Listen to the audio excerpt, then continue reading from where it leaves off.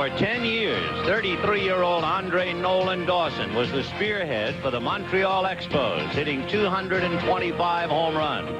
Now, in his first year with the Cubs, he has 20 home runs on this date, tied to the league lead, and leads the National League in runs batted in. Jack Clark spent 9 years with the San Francisco Giants, but he has found a home in the uniform of the St. Louis Cardinals. Clark has 17 home runs today. That's as many as the Cardinals had on this date, all of 1986. So two fellows who have changed uniforms and are thriving by it. Andre Dawson leading the Cubs.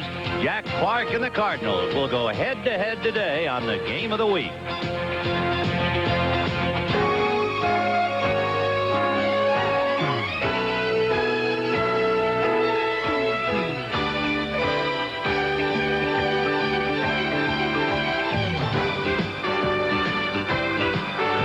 National Broadcasting Company, now in its 7th decade of bringing you baseball's memories.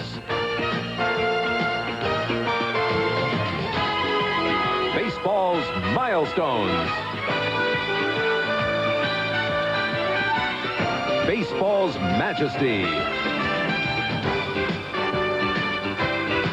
And baseball's magical moments.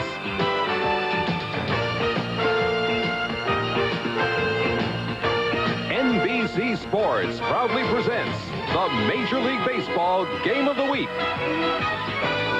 Today, from Busch Memorial Stadium, it's the Chicago Cubs versus the St. Louis Cardinals. The Game of the Week is brought to you by Miller Brewing Company, sole sponsor of the U.S. Olympic Training Centers.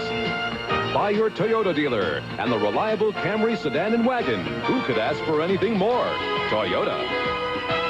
By Fran, Bendix, and Autolite. Quality products from Allied Automotive. And by Quaker State Motor Oil. When car-carrying people reach for the best, they reach for Quaker State Motor Oil. Hi, everybody. I'm Vin Scully, along with Joe Garagiola. Welcome to Busch Stadium in St. Louis, the home of the St. Louis Cardinals, who won the division in 1985, finished third last year, and is out in front by 4 games this year. The question is, how come the vast improvement of the Cardinals with a ball club that's beaten up in the pitching staff? No better person to talk to than the White Rat himself, Whitey Herzog. Let's go to Joe. Okay, Vin. Whitey, your ball club has done a complete turnaround. How do you explain it? Well, a complete turnaround in what respect? I think last year was a complete turnaround. We thought we were going to hit last year, and we didn't hit. We hit the previous 3 years, but last year was an off year, and that's going to happen once in a while. People ask me why we didn't make any changes. We didn't make any changes till we got Pena because we thought we would be a pretty good offensive ball team. There you are, Vin.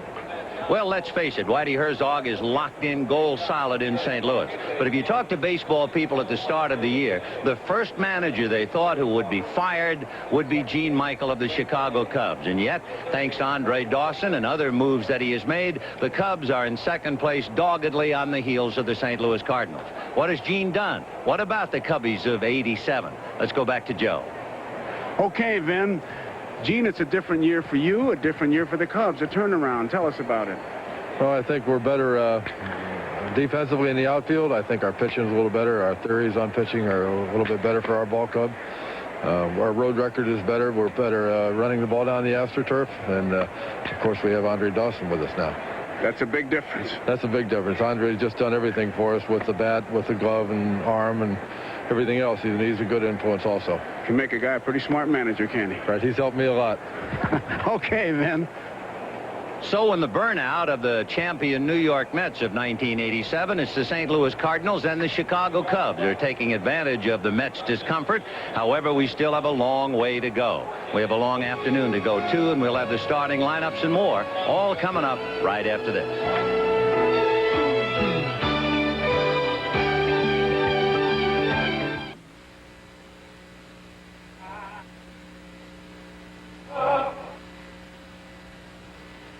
Base, and Jerry Mumphrey, who had over 1,500 at-bats as a Cardinal, now with the Cubs in left field. Andre Dawson will be in right field, and Leon Durham will be at first base. Jody Davis behind the plate. Keith Moreland is at third base. Sean Dunston, the shortstop. Dave Martinez will be in center field. And the pitcher, Cy Young Award winner, Rick Sutcliffe. Batting fourth and playing first. At the defense, and we'll take a look at the defense now. Coleman, McGee, and Morris in the outfield. And just want to kind of pre-warn you, the artificial surface, very spongy, a lot of high bounces. And we might see some tricks out there, although the Cardinal outfielders should be pretty familiar with it. Pendleton, Ozzie Smith, the magician at shortstop, Hearn Clark in the infield, Pena behind the plate. Tunnel is the pitcher. And we'll see some different catching stances with Pena, Ben. I should say so. And, of course, Tony coming over from Pittsburgh to St. Louis and was on the disabled list for 6 weeks. So he's pretty frisky now with a chance to play. Tony Pena behind the plate. Talking about coming over from Pittsburgh, that's the story on the right-hander, Lee Tunnel. Tunnel is 2-1. No record against Chicago. 1-2 lifetime. This will be his 5th start since he was called up the middle of May from Louisville. If he is on his game, he will throw a lot of strikes. He is basically a control pitcher. He does not overpower people.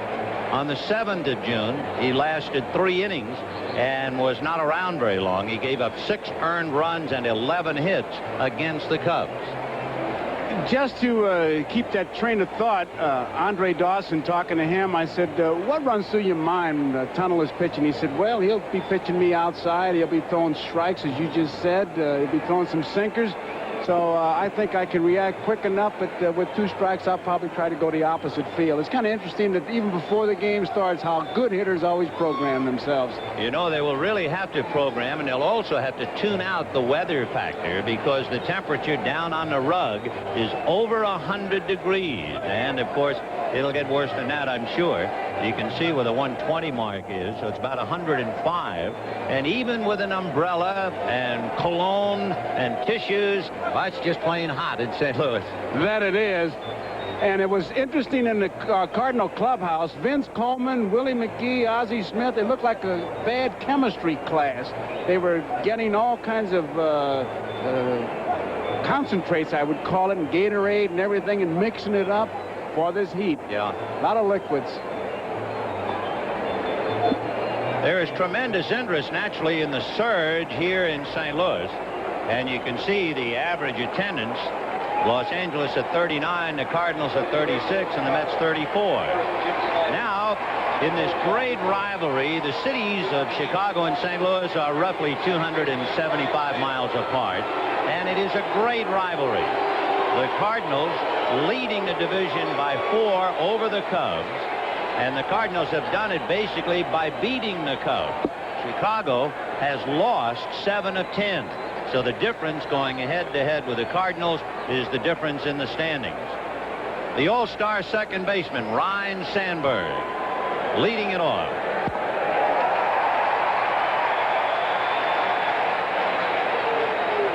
Sandberg, a hot hitter for better than 2 weeks now, hitting .313. And when he gets on, he scores. He's averaged a run a game for better than 2 weeks. 1-1.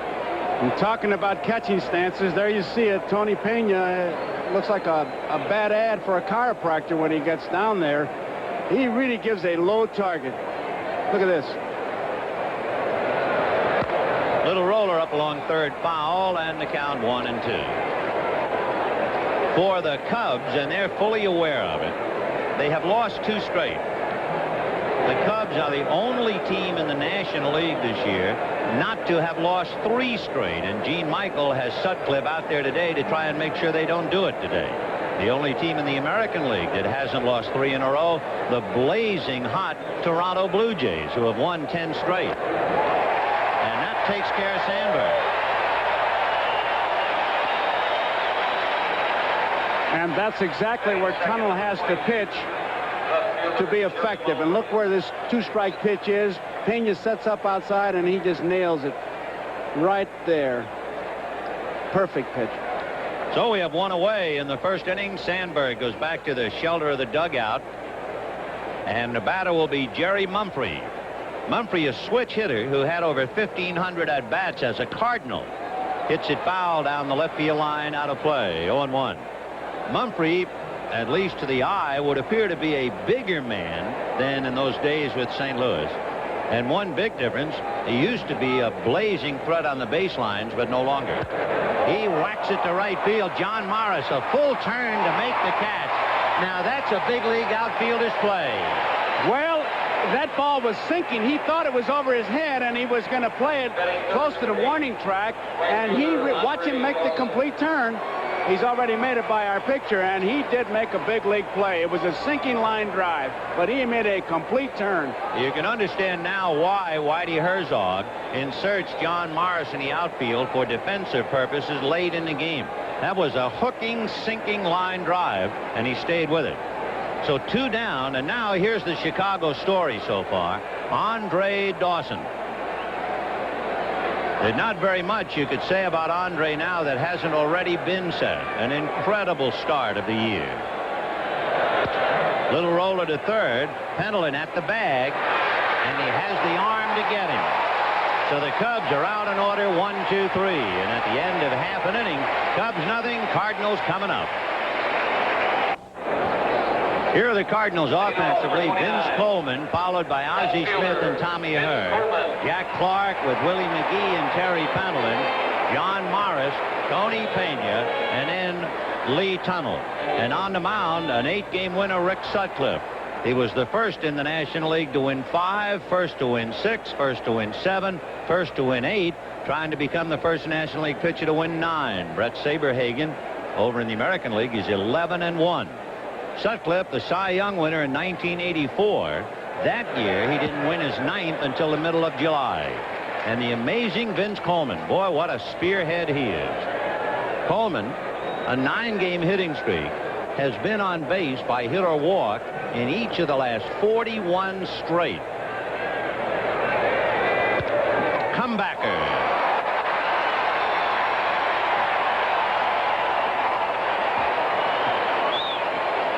Ozzie Smith will be coming up, and for the moment, let's go back to the fall of 1985. Ozzie Smith in the LCS against Tom Niedenfuhr of the Dodgers. He shocked everybody in the baseball world with a home run. Ozzie has not hit a home run since. Well over 700 at-bats since that fateful day that sent Niedenfuhr and the Dodgers to the deck. Ball 1 to Ozzie Smith. Ozzie, a remarkable player for many, many reasons. You immediately think of his glove. But he also has timely base hits. Little slap foul down the left field line.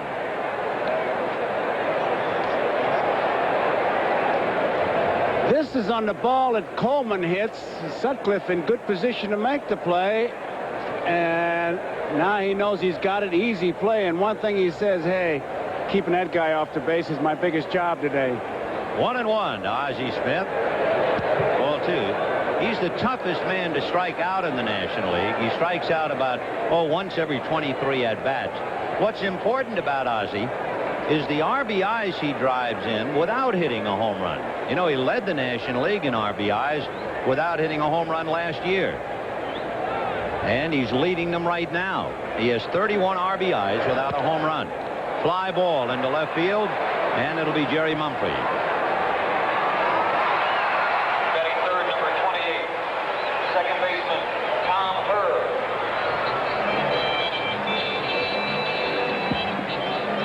There is the defense. Mumphrey, Martinez, and Dawson. That's one of the things Gene Michael talked about. He needs speed in the outfield with the artificial surface.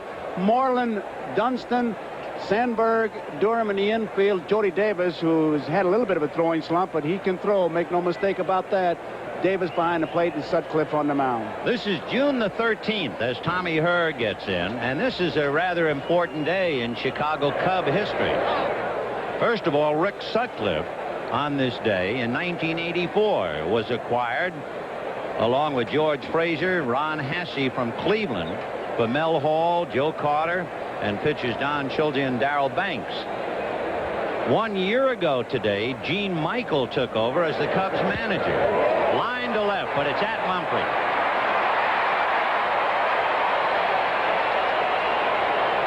So the Cardinals fail to score, and at the end of an inning, the Cubs nothing and the Cardinals nothing.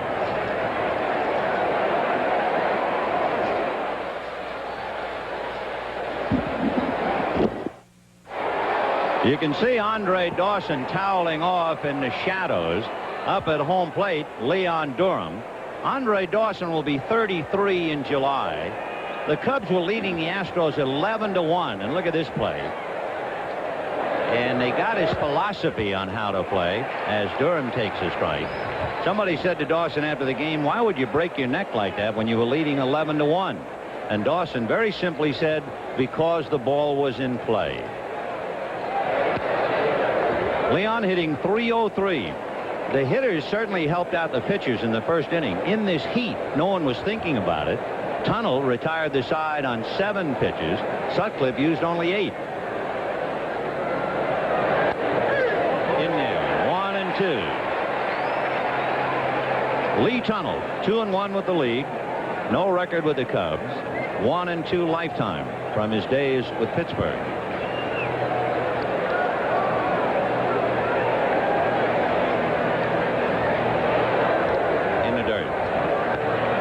Is on a tear. He has homered in 4 straight games. That's the second time in his career he's had a roll like that.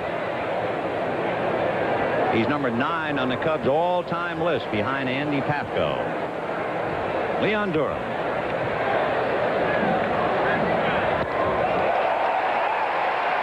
So Lee Tunnel picks up his second strikeout. He has retired 4 in a row. And the batter now will be Jody Davis. Looked like a real good fastball. The Tunnel turned loose right there. He kind of slid it away from him. Durham had a good cut, just didn't connect.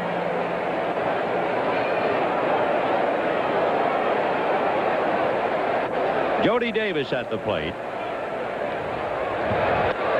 4-1, 1-0. In his career, Jody has been much more of a home run hitter at Wrigley Field than on the road. And he had one of the strange games of the year when the Cubs beat Houston 22-7. He had 1 at bat. He had 1 hit. It was a double.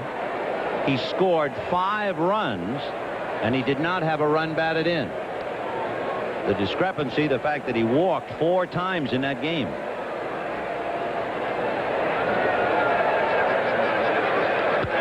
He hits a fly ball to center. Willie McGee. 2 down.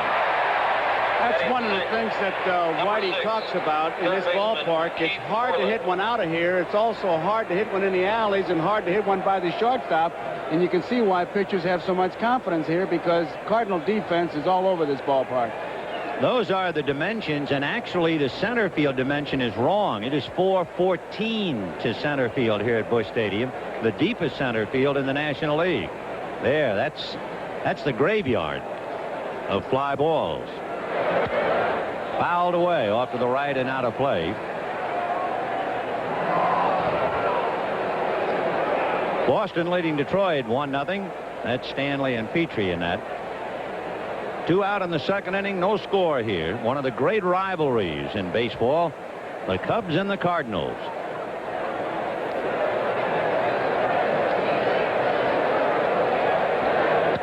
Ground ball to shortstop, the Wizard of Oz, and that's that. So Tunnel has retired 6 in a row. 1 ball was hit hard, and at the end of an inning and a half, no score. When you read that or hear him say it, it doesn't sound right. How come I don't feel that way? Then when you look at the cold stats, you can see what's bothering him when he said, I'm striking out like crazy. Jack has 2 home runs against Rick Sutcliffe this year. The Cardinals have 37 home runs, and Clark has 17 of them. Strike 1, 0-1. He's closed his stance a little bit more, knowing he can get around on the inside pitch and drive the ball to right center field. With the center field camera, you can really see that closed stance. He also says because of closing it, that's one reason why he thinks he has been striking out a lot. It's a breaking ball foul. The most strikeouts for Clark in year 95, so he's well on his way to that. Remember, too, that Jack Clark has been hurt a lot. He's missed on an average of 85 games a year each of the last 3 years. 2 years he didn't play more than 65. And of course last year he had torn ligaments in his right thumb, and they tell us it still hurts him very, very much. Boy, what a May he had. 9 home runs and 35 RBIs in the month of May. You can bet me that thumb doesn't hurt as much as Eric Davis does to him. Those 2 catches he made off him. Let's take a look at that closed stance. This might be one reason he might be having trouble judging that outside pitch. It's something new, and if they hit that outside corner, I'll tell you, where he threw that pitch would be tough with any stance. That was low outside, Hall of Fame. So that's 56 times Jack has bitten the dust on strikeouts, and the batter now will be Willie McGee. McGee with 2 doubles and a triple last night and 3 RBIs, and he's blazing hot.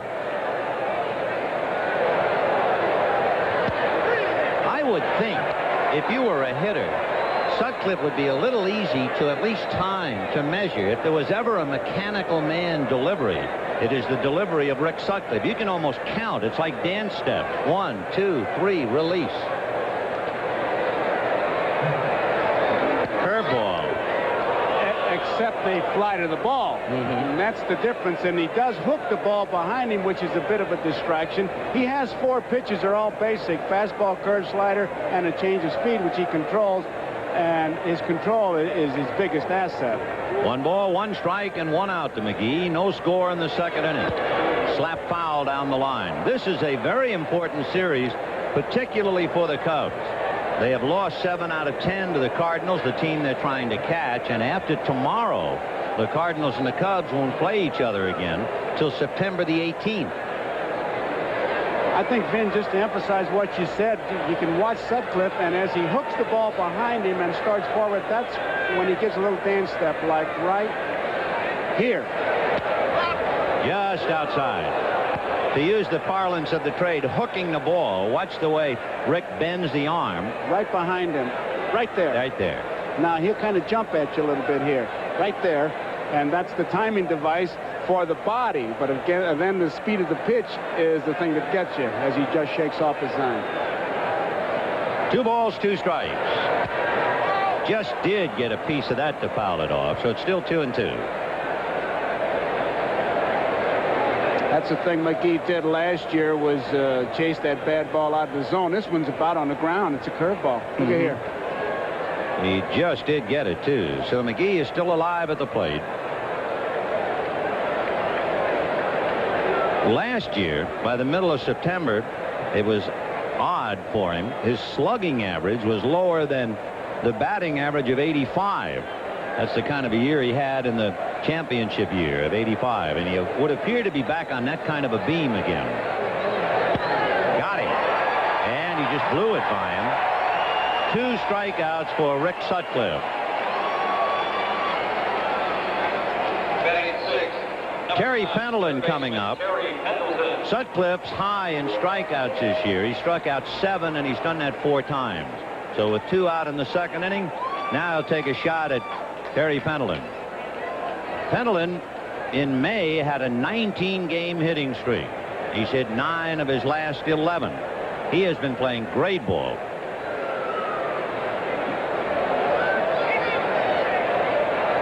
He's kind of an Iron Man. He played in 159 games last year, and he's the only Cardinal player to start and play in all games this year.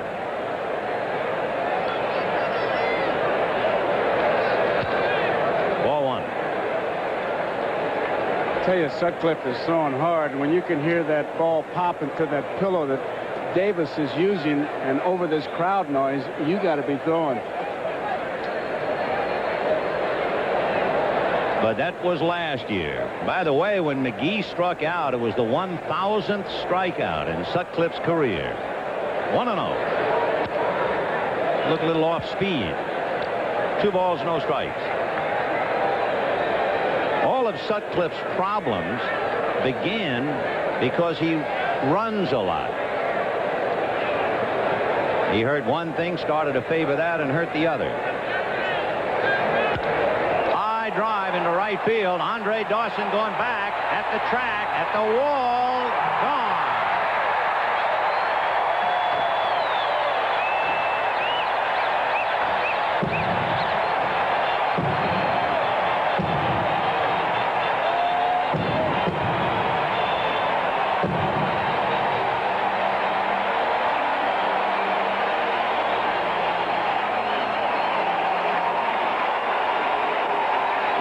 That is Terry Pendleton's 4th home run of the year, and the 2nd that he has hit as a left-handed batter. For Rick Sutcliffe, that would be the 9th home run that he has allowed. You just saw the swing. It was a high curveball, and you get that curveball that high, you're really asking for it. And if there was ever a classic picture of a batter hitting a pitcher's mistake, there you saw it. So Terry Pendleton gets the Cardinals out in front 1-0. And the pitch now to John Morris is low, ball 1, 1-0.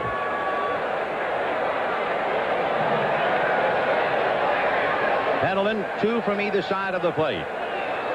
For the Cardinals, a home run in St. Louis is headline news. Would you believe that's only the 15th home run that the Cardinals have hit at home this year?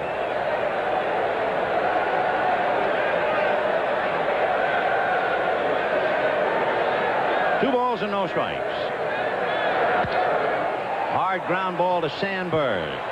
And that will take care of Morris and the Cardinals. But they get one on the home run. 1-0 St. Louis. And we'll be right back after these messages from your local station.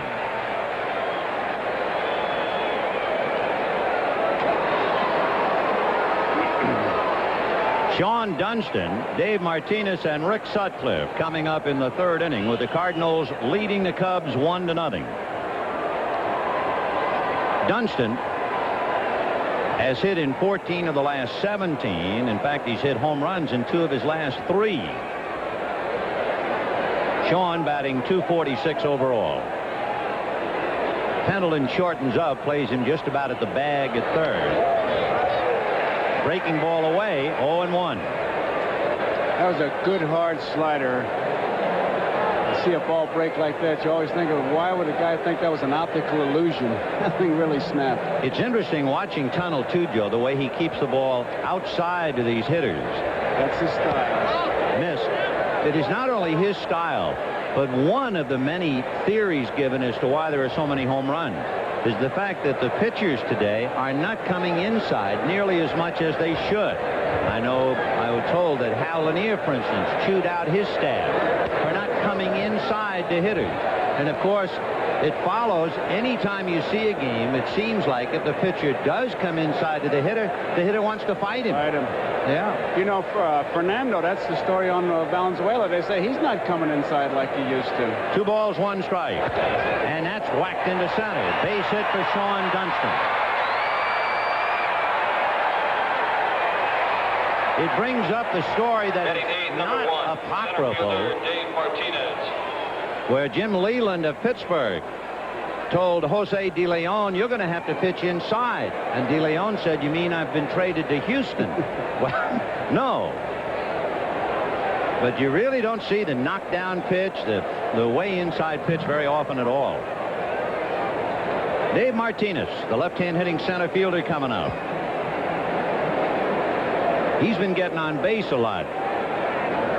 And in his number 8 slot, he has Dunston at first. Nobody out in the 3rd. Cardinals leading the Cubs 1-0.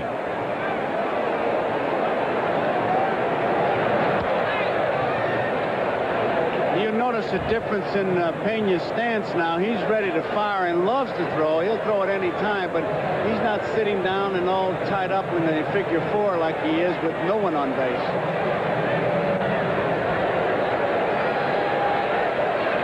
They're keeping an eye on Sean Dunston. Dunston has stolen 8 out of 9. 1-0. Dunston faking off the bag at first, and off the rubber is Tunnel. Michael uses a theory of trying to pick a pitch and pick a situation. I mean by that, if he thinks the pitcher's going to go with a curveball, he'll run his man. And a balk. He called it. That is the 4th balk charge against Lee Tunnel. And to be honest, I think I was calling it before Jerry Crawford. You could see it all the way. Left shoulder. That was a blatant balk. That should be a BB. Yep. Tunnel in trying to hold a man on. If you watch him, he just didn't stop. He didn't do anything. His shoulder just came right around. He just Saw him looking all the way. A 1 ball and no strikes to Martinez. The tying run is now at second base. Cardinals leading 1-0 Watch in him, the he third. just goes right into it. Whoop, right there.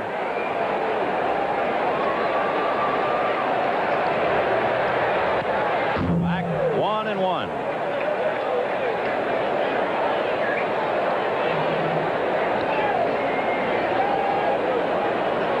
You know, on May the 6th of this year, the Cardinals and the Cubs had a West Coast trip. At the time, they were only a half a game apart. But combined, they went 13-5 in California, and that's opened up the gap between St. Louis, Chicago, and then the rest of the division.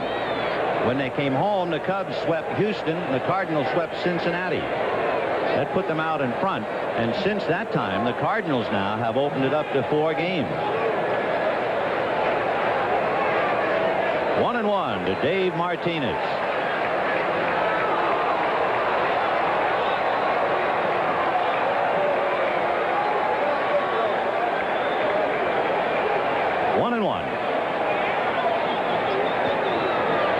Off speed, he missed with the changeup, and the count 2 balls and 1 strike. The only run of the game, if you joined us a little late, Terry Pendleton hit one into the right center field seats. And now the Cubs trying to come back on a single by Dunston, and a balk moves him to second. On deck, Rick Sutcliffe, who is a pretty fair hitting pitcher.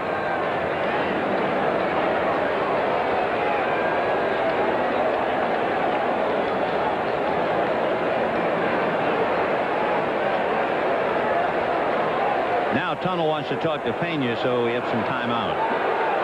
That can really wear on a pitcher because Tunnel has not been sure of the signs. Obviously, with the man on second base, Pena's been switching them. And when you have to stand out there in that heat on a day like today and you're not sure and you're concentrating on trying to get the right sign, it's got to take a little edge off your pitches.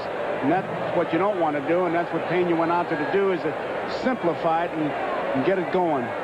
2 balls, 1 strike. And he missed with a breaking ball, a slow hook, ball 3. 3-1.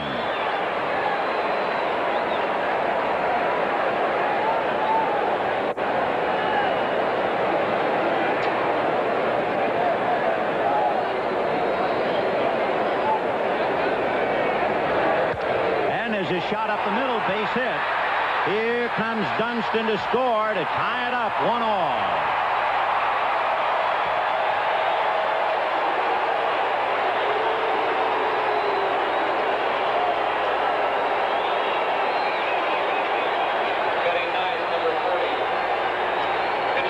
In this great rivalry, they told us that about 20,000 St. Louisans went to Chicago last weekend. It would appear as if 20,000 Chicagoans are here today. At least 20,000. You know, we were talking about the great rivalry. Since 1900, including last night, the Cubs have won 43 more games than the Cardinals, going head-to-head. But an even better or closer rivalry, would you believe, since 1900, the Dodgers and the Cardinals, the Dodgers have won 8 more games since 1900. There goes the runner. Easy steal.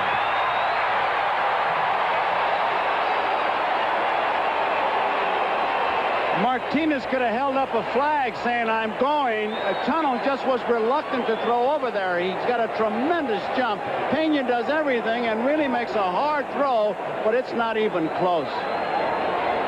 Tunnel just gave him just a token look.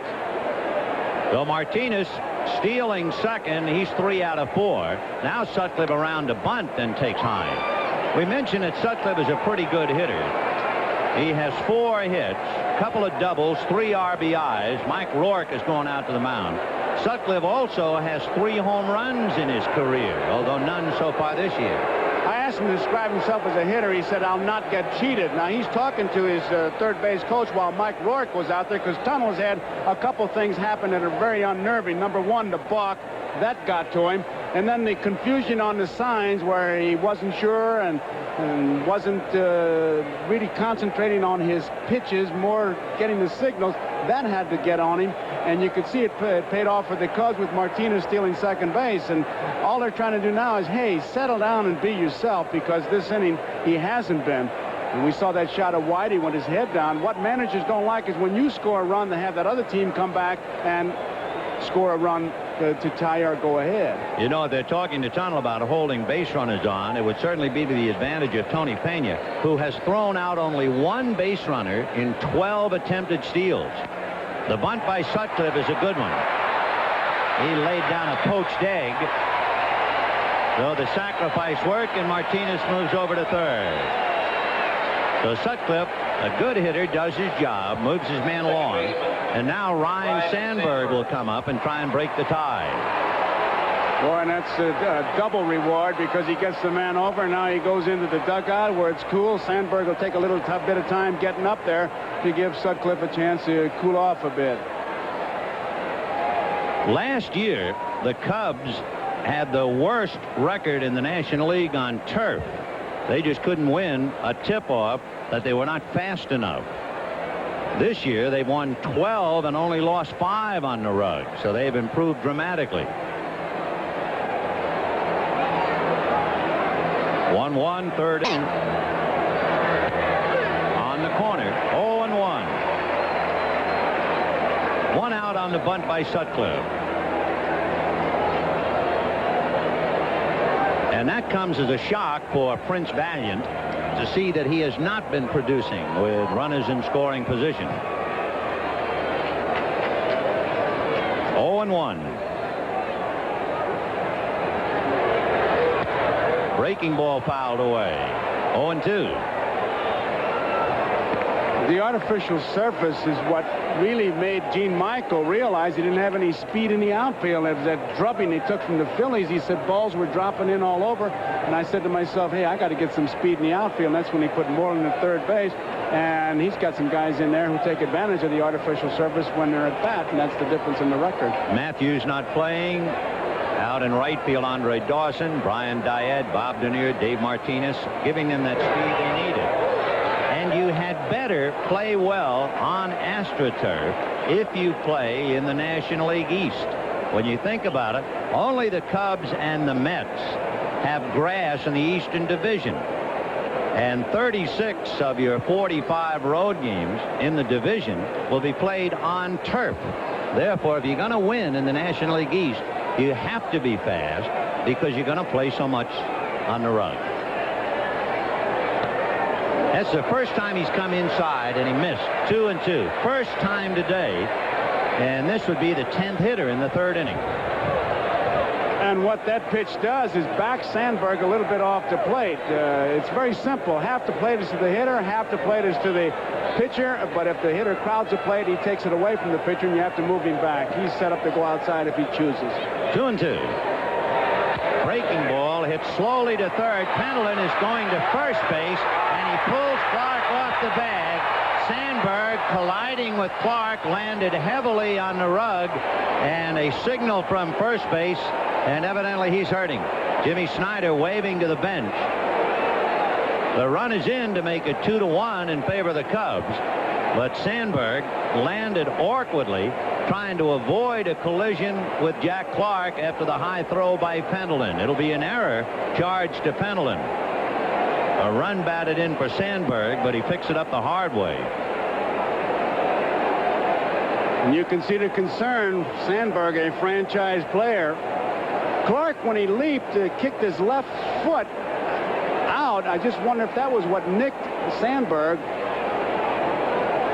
But he hit that turf very hard. Well, if we can crank up the tape machine, maybe we can see exactly what happened on the collision with Clark. Here we go. Here's the ground ball to Pendleton. He's going to make a hurried off-balance throw, jumping in the air. So it's going to be high. Now let's watch. There's Clark. There's the left knee. That's what did it. And the left foot going by. Yep.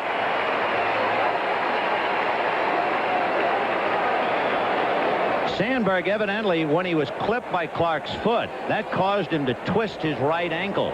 It wasn't the foot that hurt him, but it did knock him off balance. Watch. Keep an eye on the right ankle. There it is. It skidded right over the top of the bag. Did you see that?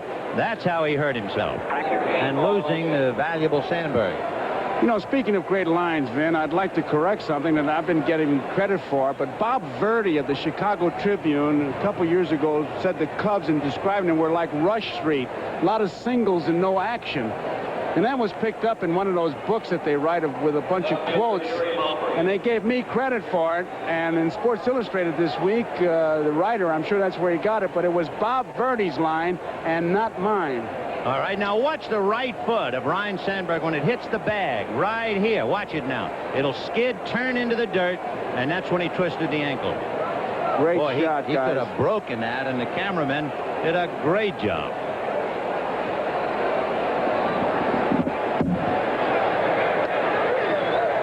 Jerry Mumphrey a strike in the count 0-1. Paul Noche at first. 2 runs in for the Cubs, leading 2-1. Mumphrey hit that hooking, sinking line drive on which John Morris made a fine catch in the first inning. And on deck is Andre Dawson. Noche held on by Clark. Off speed in there for a strike. 0-2. By the way, on that slow roller up along third base, not that it will make Sandberg feel any better, the official scorer has now reversed and said, give him a base hit.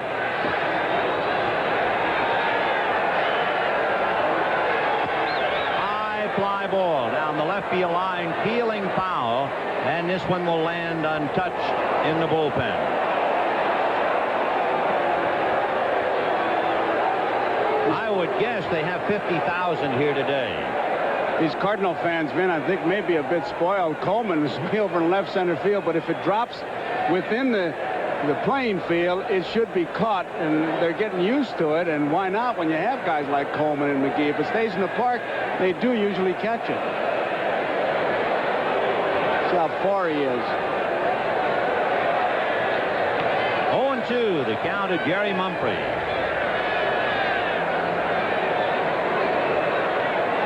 Tunnel has already been victimized by committing a balk.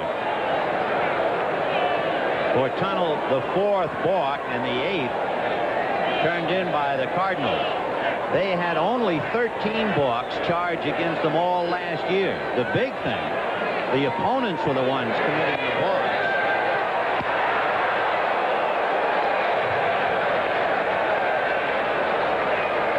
Tony Pena loves to throw that ball, and that's one of those plays that happens only if he catches the ball. And he's got the runner diving back. He threw that from his knees, so it wasn't that accurate to throw, but if nothing else, it'll cut down the lead.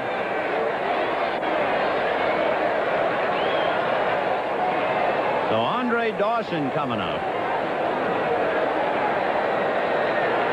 The difference for Andre Dawson in playing with Chicago, he will play 114 games on the grass this year. With Montreal, he would have played only 42. He will also play 106 day games more. That's twice as many as any other team. So that's why he wanted to play so desperately in Chicago, to play on grass, play in the daytime, and his numbers certainly show you that it was a great move. Noche goes, a comebacker to Tunnel, and that's the inning. So the Cubs get 2 on 3 hits, a balk and a stolen base.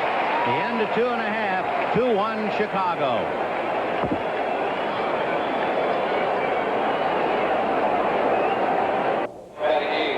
Cubs leading 2-1 as we go to the bottom of the 3rd inning, and it'll be Tony Pena, then Lee Tunnel, and Vince Coleman. Pena, who had torn ligaments in the thumb, so he was sidelined for 6 weeks, and he's playing catch-up. He has a home run, 12 RBIs, hitting .234.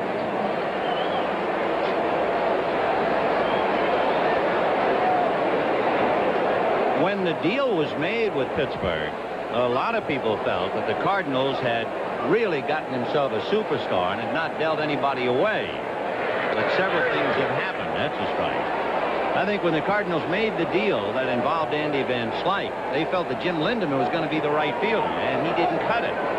So part of the trade already did not work. Van Slyke is playing very well for Pittsburgh. Mike LaValliere is like a gold glove for the Pirates. He is just catching great. Andy Van Slyke is playing very well. And then for good measure, Mike Dunn, the kid pitcher who went over in the deal, has won a game. So it's like any trade.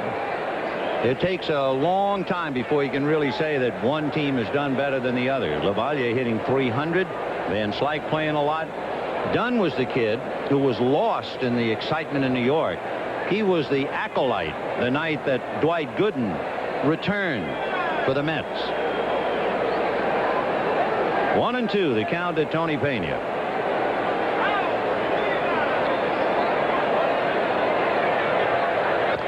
Fouled away. What a cut.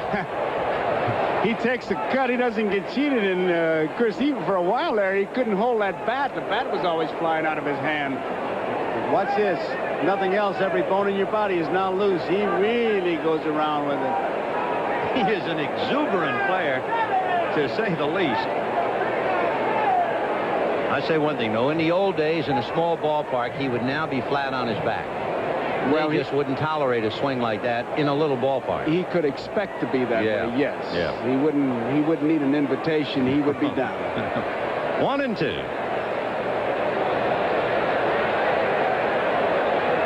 You see how Sutcliffe feels about that swing. Breaking ball hit over the head at third for a base hit. Moreland no chance to handle it. The throw into second base and a little chewing, and he missed the bag, and the tag is there. And of course he's going to be second guessed for not sliding. He kind of tiptoed and tried to go in through the back door. And I was looking for him to really slide and hook the bag with his hand, but for some reason he goes in standing up. Mumphrey to Noche, and even though it was way off line, trying to come around from center field. He's nailed on the left foot. No, he got off the bag. Then he tried to grab it with his hand. That's what happened. If he hooks it, looked like he was going to hook it with his hand. All of a sudden, he's going to step over the tag, and he's off, and he got him. Lee Tunnell takes a strike. We'll take one more look at that play.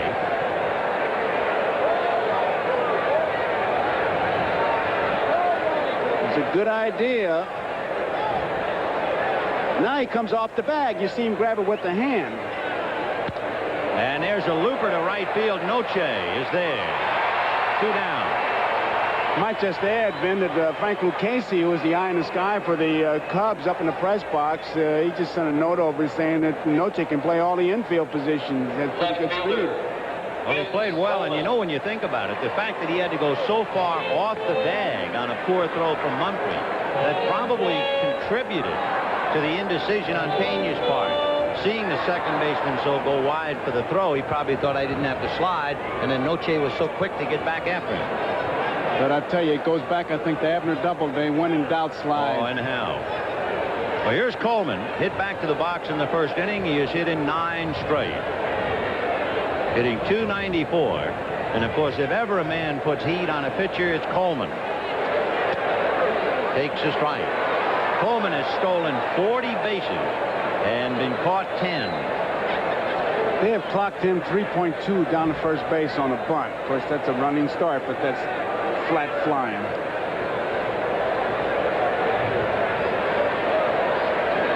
Coleman, a switch hitter, batting left-handed. 0 for 7 against Sutcliffe this year. When you look at the Cardinal lineup, the first 3 hitters, Coleman, Smith, and Herr, are switch hitters.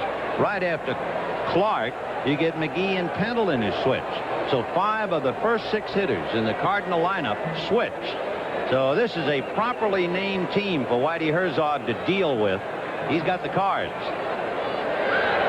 The bunt in the air. One hopper to Sutcliffe.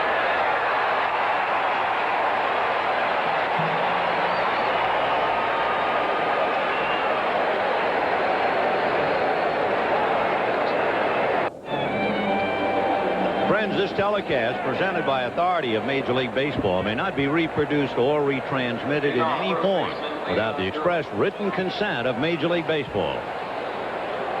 The Cubs leading the Cardinals 2-1, and we go to the 4th inning with Leon Durham, followed by Jody Davis and then Keith Moreland. Lee Tunnell versus Rick Sutcliffe.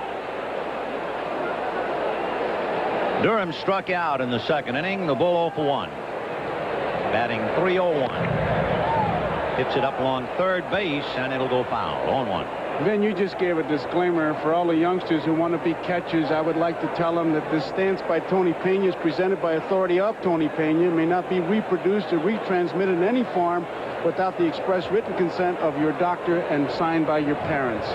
When you look at this stance, forget it, kids. I don't know if you can call it a stance. I don't know what you can call it. It's the crouch of all time. In fact, the only way Tony Pena could get lower in his crouch is if he dug a hole behind the plate and sat under the ground. Oh, wonder what? That is something. Leon Durham has 13 home runs, but he's somewhat frustrated. 12 of the 13 have been hit with the bases empty. You wonder what artificial surface does. The infield really gives you a tip-off. Ozzie Smith is about, look how far back and short he is. Look at Pendleton. He's beyond the white line, and he'll come walking in. But that is a deep, deep shortstop.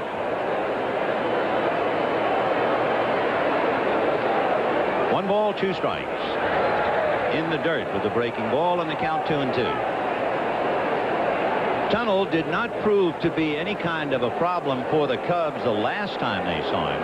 In 3 innings, the Cubs had 11 hits and 6 runs against him. He's come out with glasses on this inning, which he did not have on the previous innings. 2-2. Ball 3. There's nothing more intimidating, Vin, to a batter than to see a pitcher take his glasses off and wipe them. Hello out there. You want to wave to him. In a night game, you want to hold up a lighter and say, I'm here. Remember what Ryan Duran used to do? Oh. 3-2. Fouled away. Duran, who wore very thick glasses and threw so very, very hard, he would usually come in and warm up and maybe make his last warm-up toss and throw it on the screen behind home plate and then kind of squint in as if to say, all right, now there's a hitter, but where is he? Very unsettling.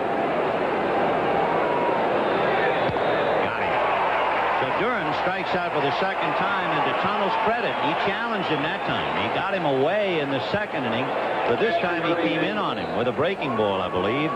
Looked like a hard slider at the hand. Let's see. And it started to tail.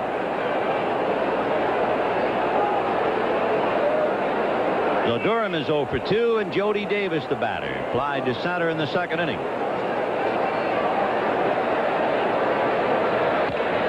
0-1. The Cardinals and the Cubs. For the Cubs, of course, the long-suffering Cubs, they have not won since 1945. That year, when the Cubs won, they won by 3 over the St. Louis Cardinals. Right.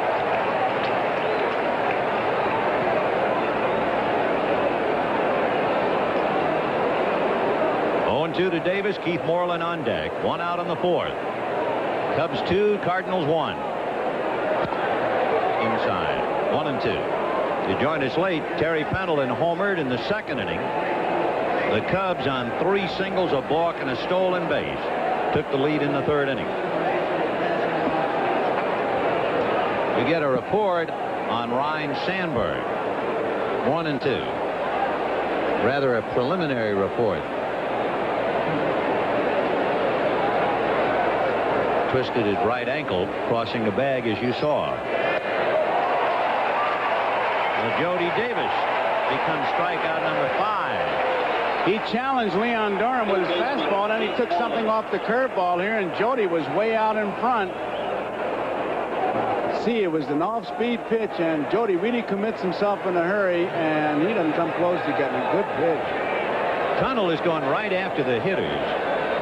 He's faced 14 batters, and the first pitch to 10 of them has been a strike.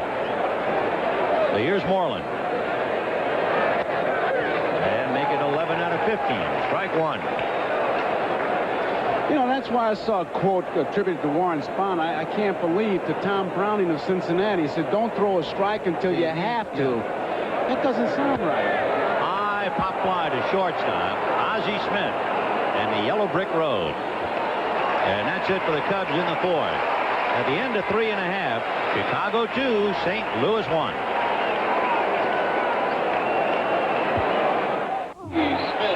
Australia will be the backdrop for this grueling test of human endurance.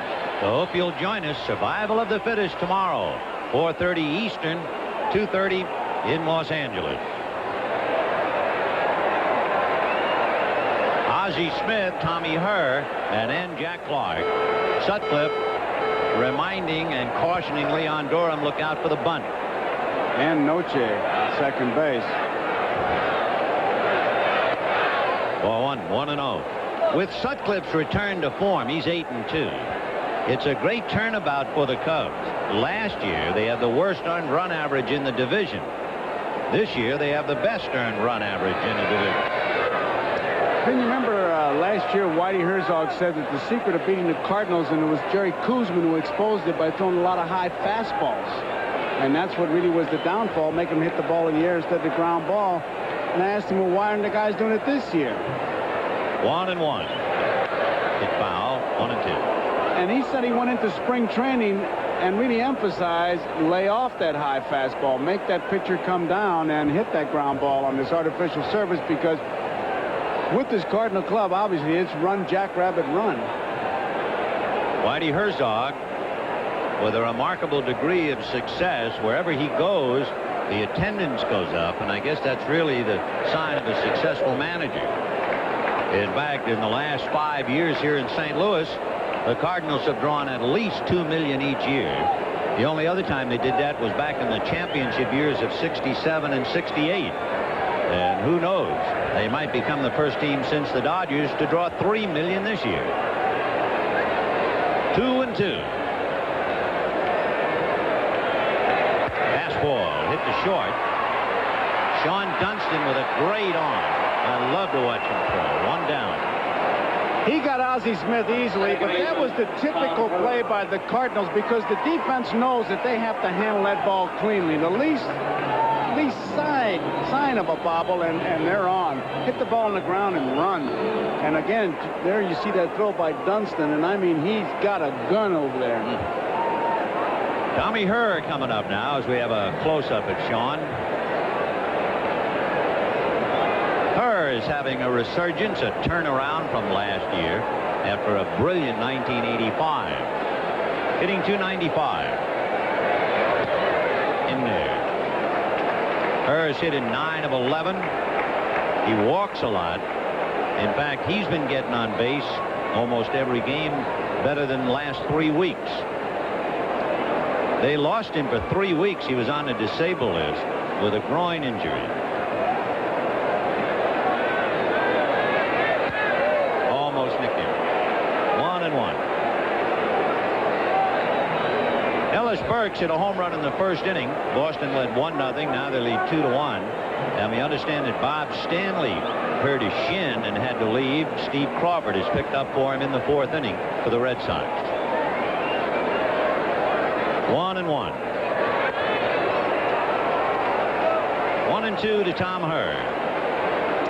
Sutcliffe so far has really been doing a masterful job moving that ball in and out and changing speeds, which is really the secret of pitching when you boil it down to its simplest form. Keep that hitter off stride, and that's what he's doing. Trying to be the first National League pitcher to win 9. There is a big difference in the Sutcliffe now than of a few years ago. He throws more breaking balls now than fastballs. Ground ball up the middle, but Noche is there. 2 down. That was a little cat and mouse game with that close-up we had of Sutcliffe. He has 4 pitches, and he shook off 4 signs. So obviously he went back to the first one that Jody Davis flashed. But just to give her something to think about, he shook him around. You know, we were talking earlier about that strange at-bat that Jody Davis had. In that same game, Rick Sutcliffe was the winning pitcher. You know what his line read? 5 innings, 7 runs, 7 hits, 6 walks. Winning pitcher. One thing that has happened to Sutcliffe, when he was a Cy Young Award winner in '84, he had quite a few runs. The Cubs averaged over 5 runs a start for Rick to lean on. Last year, he had the fewest runs to lean on as a starter, only 3 runs a game, and it was reflected in the won and lost. Last year, the fellow had the most runs as a starter was Shane Rawley, who won 11 for Philadelphia. This year, the Cubs are averaging better than 6 runs a game for Sutcliffe. But, of course, that's a little bit out of kilter because of the 22-run game. But it still boils down to this year. He's getting 5. Sutcliffe makes $1.8 million a year, and I understand he offered to pay $100,000 to Andre Dawson's contract to try and influence the Cubs in getting the right fielder. The offer was denied. Andre signed the blank contract for $500,000. He will get another $150,000 if he is not on the disabled list before the All-Star game. 2 balls, 1 strike. Ball 3.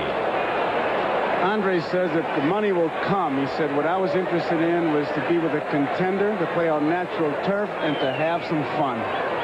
He's having all of that and then some. When he returned to Montreal, the first game he played in Montreal, he had 6 RBIs, including 2 home runs and 3 doubles. They didn't like it, but he came back with a vengeance. He said he got more cheers in 10 minutes at Wrigley Field in 10 years in Montreal. And there's ball 4 to Jack Clark. Well, you wouldn't really have to know he's hit 2 home runs against Sutcliffe. He got the silk glove treatment that time. And here comes Willie McGee. And that's pretty much why McGee is able to drive in those runs. They pitch around Clark a little bit, and you've always got the base runners on.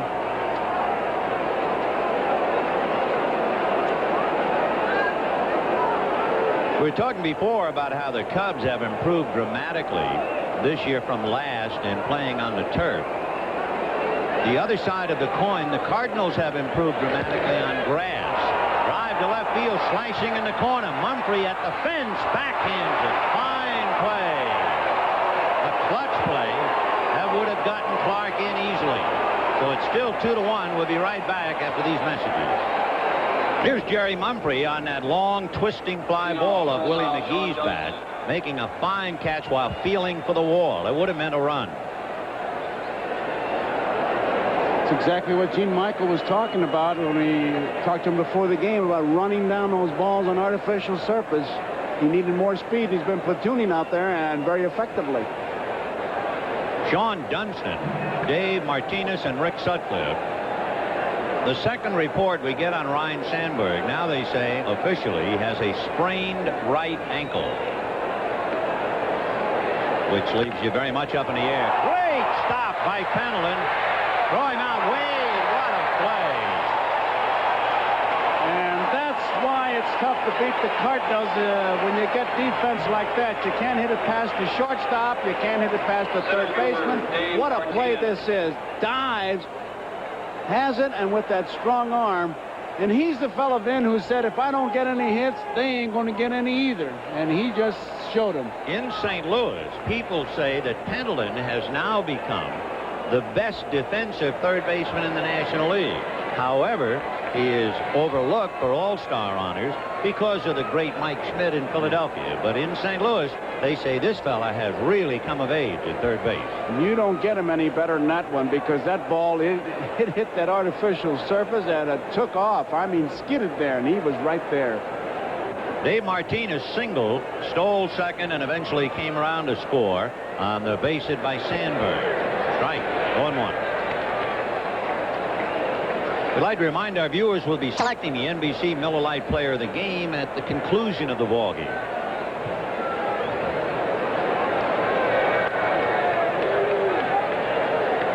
One ball, 1 strike.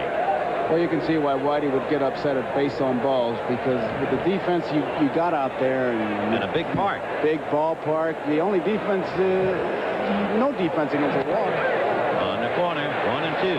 Tunnell is pitching very well. He has struck out 5. He has allowed 1 run and 2 hits. As Sutcliffe and Tunnell 2 runs, 3 hits. Well, the pitcher's in command right now in the dirt. Preliminary x-rays of Brian Sandberg's ankle negative. It has been ruled a sprain. And, of course, that leaves you up in the air because you just have no idea when anyone will return from a sprain. But Sandberg, who had missed one game this year, looks like he'll have to go to the pits for a while. Tough blow as Billy Williams and manager Gene Michael look on. 2-2. Fouled away. Lee Tunnel, we mentioned, this is before he put the glasses on, obviously wearing contacts, having some problems with the heat.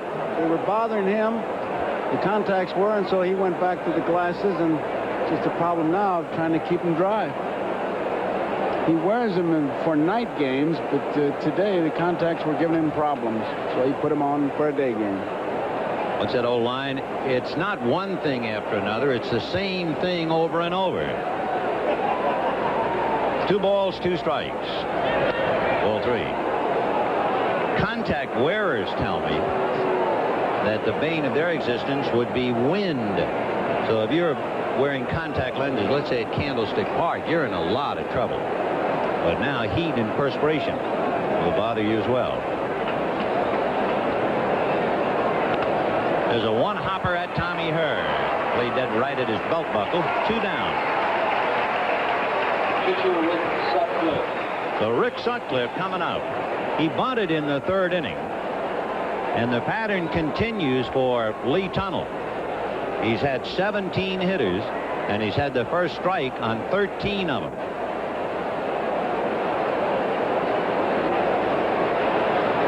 Well, if you were expecting Arctic chill, you're in the wrong place. It's still around 100. The Mound City, St. Louis. What's the equivalent of a wind chill factor for summer? It's here, right. That's right. 0-1. Sutcliffe has hit 3 home runs in his career. He hit one last year against Bryn Smith. And you might remember in the league championship series in 1984, Rick hit a home run against Eric Shaw at San Diego. What a year that was. 16-1. 1-2. Rick Sutcliffe, a big guy out of Independence, Missouri. Usually a pitcher will say, okay, if that's a strike when I'm batting, make that a strike when I'm pitching now. Terry Tata is the plate umpire. Jerry Crawford, Greg Bonin, and Harry Wendelstedt on the lines.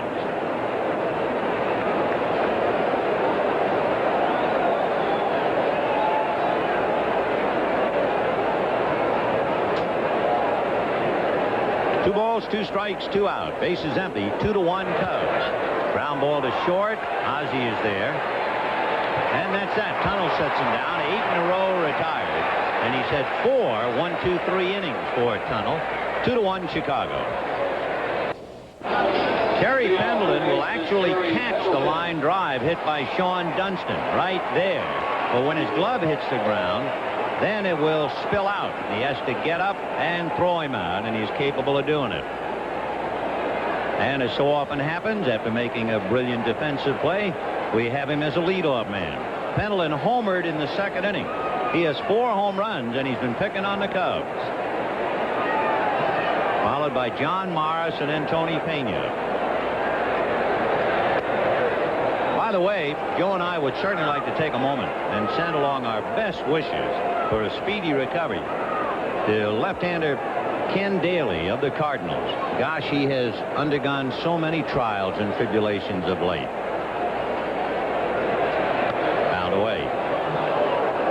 Daly had a tendon transferred from the right forearm to the left elbow, and now he's down and out for at least 2 weeks. As you look at John Tudor, who has just returned, they just took the fiberglass cast off his leg. It points up an interesting feature about the Cardinals and some tough luck involving their pitching. 0-2. 0-1. You get back to Daly with meningitis, Joe, and they say he'll be out maybe a week or 2, huh? That's what they said, and you know, you can't help it. Really, your heart goes out to him because, like you say, he's had so many problems. So Ken hang tough, baby. We'll see you soon, I hope. Tudor, by the way, talking to him, it's a day-to-day. He said the leg obviously is weak. The cast came off, and he's been doing leg lifts, and he'll be ready when it's ready, is the way he put it. Ground ball to the right side. Noche to Durham, one away. One out in the fifth. Let's get an update. We'll go to Marv Albert in New York. Thanks, Ben. In Detroit, our pregame guest, the red-hot Alan Trammell, whacked his 8th homer of the season, second in as many days. He's now hit in 18 straight games, leads the American League, hitting .358. Tigers and Red Sox tied at 2 in the fourth. Back to Vin and Joe. All right, Marv, bottom of the fifth, one out. John Morris, the batter. Morris grounded out in the second inning, 0-1.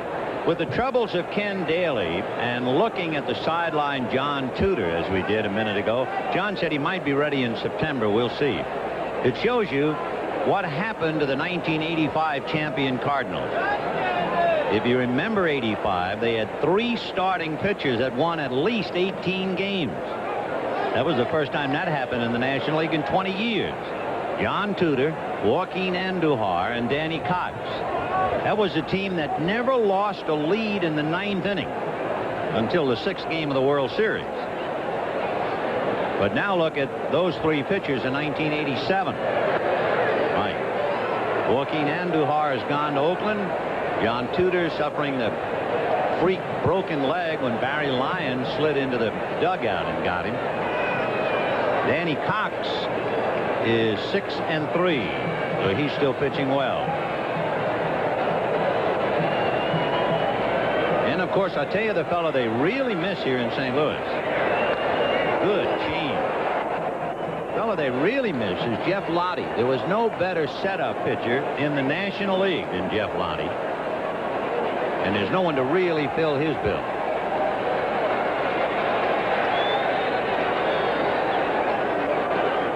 Meanwhile, the Cubs lost Steve Trout, and they tell us that he's about ready. Steve might very well pitch Tuesday night against Philadelphia.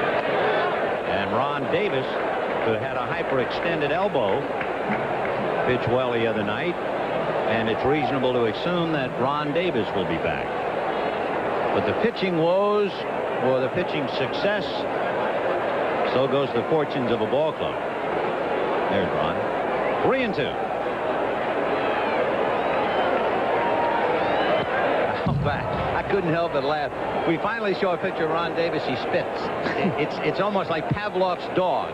As soon as you take the bell rings, he salivates. As soon as you take a picture of a big league ball player, he doesn't know it, but he immediately expectorates. Yeah, but it was better to look at Tudor with the bubble gum than him chewing that dopey tobacco. Yeah, I agree. Full count to John Morris with Tony Pena on deck. And that's hit towards right center, and it will fall.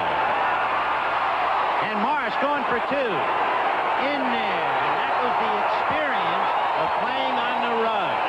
He saw that Dawson was cautiously playing it rather than have it bounce over his head. And he was thinking double all the way. Yes, he was. And we said you might see some tricky bounces. And Morris, he's running hard all the way because he knows that Dawson is going to be cautious, because if he gets too close to that bounce, it's going over his head. And he's got himself an easy double. And it was a single when it left the bat, I'll tell you that. But John Morris legs it into a double.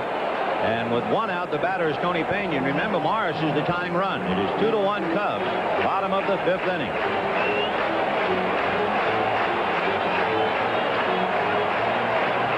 For John Morris, that's his first double of the year. Shades of Ted Kluszewski with those sleeves rolled up, Vin. A little difference in the size of the arms, though. Yeah, and how. Pena single to left in the 3rd inning, remember. Dunston breaking to the bag, so no play. The ball by Morris was not hit that hard, but they're going to be cautious. It's not going to go over their head, and Dawson waits for it, and now he sees that Morris is going for 2, but it's too late.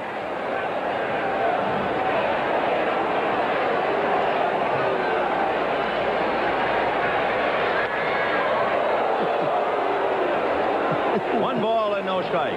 Pena is one of those exuberant players. In fact, when I look at him and the way he's got his uniform ready, it reminds me of that cartoon in Peanuts, Pigpen. He really is. He makes the club look good.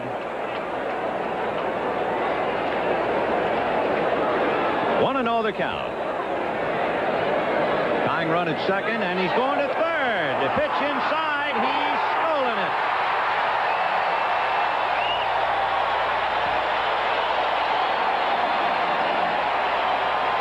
They're on their own, and they take advantage of it, and Morris, doing what the Cardinals can do so well, helped to manufacture a run. He manufactured a double, and now it's really a triple because here it is, one man out, and Pena with the fly ball can drive in that big run. You have the combination of a knowledgeable base runner against a pitcher whom we talked about before. You can time his delivery, and Morris had him timed. There was no way that Sutcliffe could have gotten him. He had such a big jump. And a right-handed batter helped the cause. Davis had to throw over him. 2-0, the count to Pena. The tying run 90 feet away. The infield is up. A bouncer, short hop and off the glove of Dunston. The run is in. That's a double play ball if Morris is at first base with a single. That's how important John Morris was here in the 5th inning. And remember, on the ball Ozzie Smith hit, we talked about that the speed of the Cardinals makes the infield and the defense think we better handle it cleanly.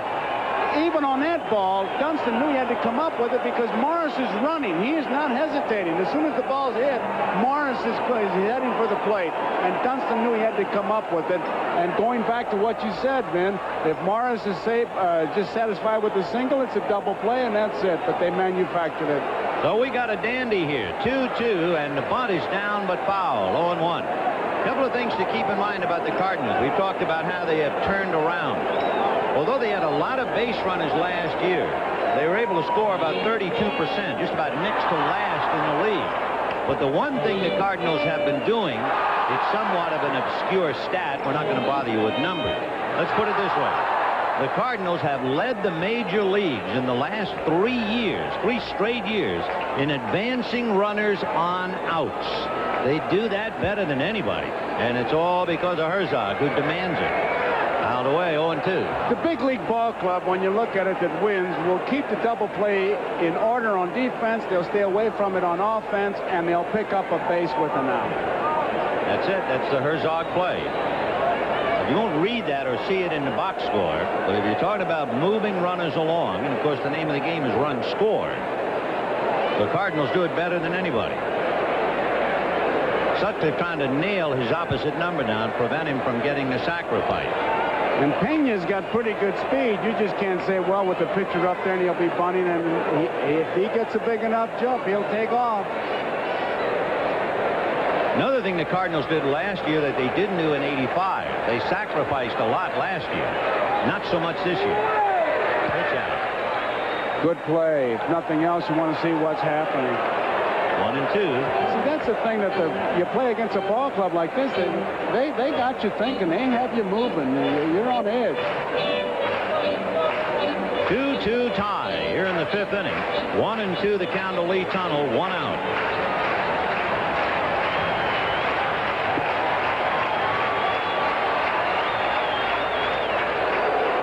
Team in the National League that sacrifices the most is a team that might surprise you. You think of them as a home run hitting ball club and a home run hitting ballpark. The Atlanta Braves. 1-2. 2-2.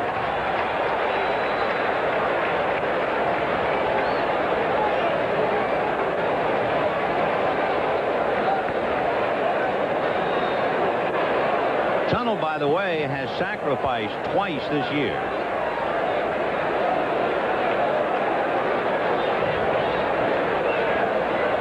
Big lead. Sutcliffe holding, and then backs off the rubber, trying to freeze the runner. That was a good play by Sutcliffe, because I tell you, Pena had both his feet on the artificial surface, which is a big lead, and it would indicate that they might be trying to play a run and bunt or run and hit play. But Pena's getting way off. Big lead, both feet are on the rug. And And the bunt is foul, so it's a big bunt, and the lack of it will hurt the Cardinals now. That's the third strikeout for Rick Sutcliffe. As we mentioned, he is not the strikeout pitcher that he was a couple of years ago because he throws so many breaking balls. This time he's able to take care of tunnel. Looked like a good ball to bunt, too. It was a good ball to bunt, man. He just he almost tried to guide the ball rather than, as they say, catch the ball with the bat. He tried to push it towards Durham, knowing that if Durham fielded it, his only play would be to first base. Well, if you want to look for the silver lining now, you're Herzog, you say, oh, well, at least Pena's at first. That means that Durham has to hold a corner on him. But let's see what that means to Vince Coleman. Coleman tried to bunt his last time up. He's 0 for 2, hitting balls back to Sutcliffe. Coleman with 40 stolen bases, 14 RBIs, hitting .293.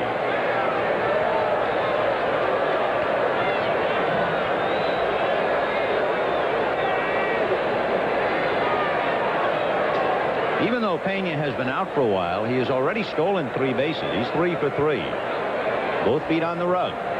You better go over there when a runner gets both of them out there. I tell you, he makes a ball club look good, Pena does, because he's an exuberant kind of player. I mean, most catchers would take a lead and say, hey, 2 outs, I got to put the tools on again. Look at him diving back and rolling around in the dirt. You got to like a player like that. Oh, and how. Look at him. He's soaking wet now, and he must weigh 4 pounds more than he started with. Look at that. Looks like he was fixing his car. That's mud. I'd like to see him do one of those detergent commercials with that uniform. See if they could get it clean. 0-1, the count of Vince Coleman. A 2-2 tie. Fouled away, and the count 0-2. That's pure mud. That's what you're looking at. That's polyunsaturated mud. He'll have to change his shirt. He weighs 2 pounds and 4 pounds heavier than when he started.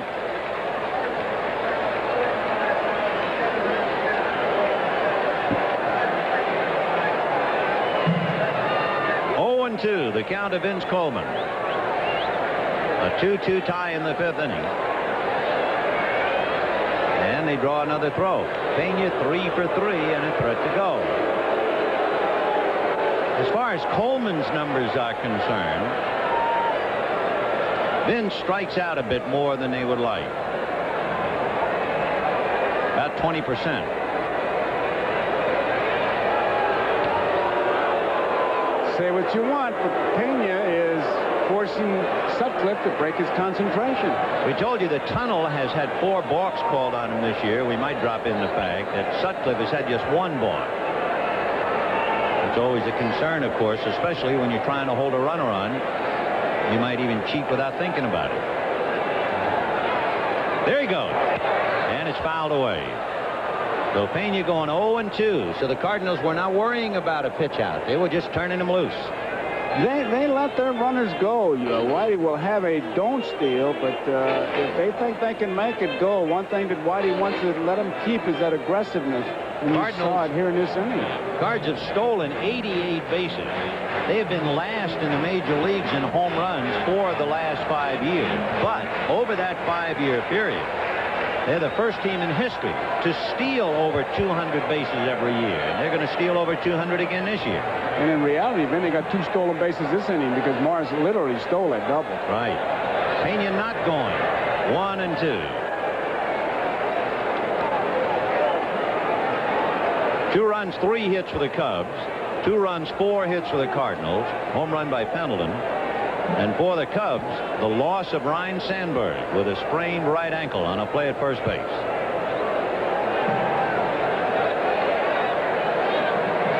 One ball, 2 strikes. So the speed will help you on offense, on defense, and like right now, the defense itself has to be playing on eggs, wondering what's happening. They got to handle the ball cleanly because Coleman can run so fast. Pena's got good speed. He may run at any time. So there are all kinds of little things. It's just not grab the ball, throw the ball, catch the ball. And one good thing for the defense, Sutcliffe's been throwing strikes. And now you have deuces wild. 2 balls, 2 strikes, 2 out. The Cubs 2 and the Cardinals 2 in the 5th. And he kind of quick pitched that time. He kind of hold Pena there. Now, if you're Jody Davis, you're saying to yourself, well, you know he's going to be running 3-2 with 2 outs, so chances are he's running 2-2. And the worst, if I get him, the Cardinals will be in good shape. With Coleman leading off, that's the thinking. Close. And Pena almost caught walking. He was trying to get that walking lead. Rich Hacker coaching at first. Nick Labo over at third. If they can get Pena to dive back 2 or 3 more times, he won't be able to move. 1 foot on. Not going. And time. Balk. And there's the balk. Well, we told you before, Tunnel at 4 and Sutcliffe 1, and now here's number 2. But this one will not just pass. Gene Michael is on his way out to talk to Terry Tatum. Whenever you have a running team, the balk is always involved. It's as much or more so than the home run. But I got to believe that there's been a directive or something set down to watch those pitchers a little bit more, because they are. And what they said, in any good pitching move is a half balk, whatever that means. But with Pena dancing around there, and now Michael is still arguing and wants an explanation, because obviously a big play. I can't relate it to last year. I don't have those kind of figures. But I do know that that balk that was just called against Sutcliffe is the 100th balk in the National League this year. 100. And we're early in June. Watch his hands now at the belt.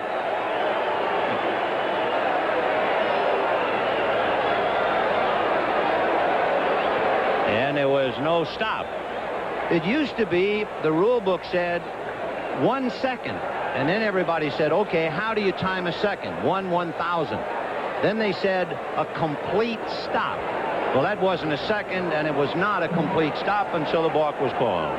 It's like a quota system. I think the umpires are on the quota system. All right, the go-ahead run at second base. And a fistful of deuces to break Vegas. 2 balls, 2 strikes, 2 out. A runner at second and a 2-2 tie. And as Sutcliffe made the turn and faked the throw, all the infielders, their heads just dropped. Like, let's get this inning over and get in out of this hot sun. 2-2. And it's a ground ball under his glove. Noche at the bag.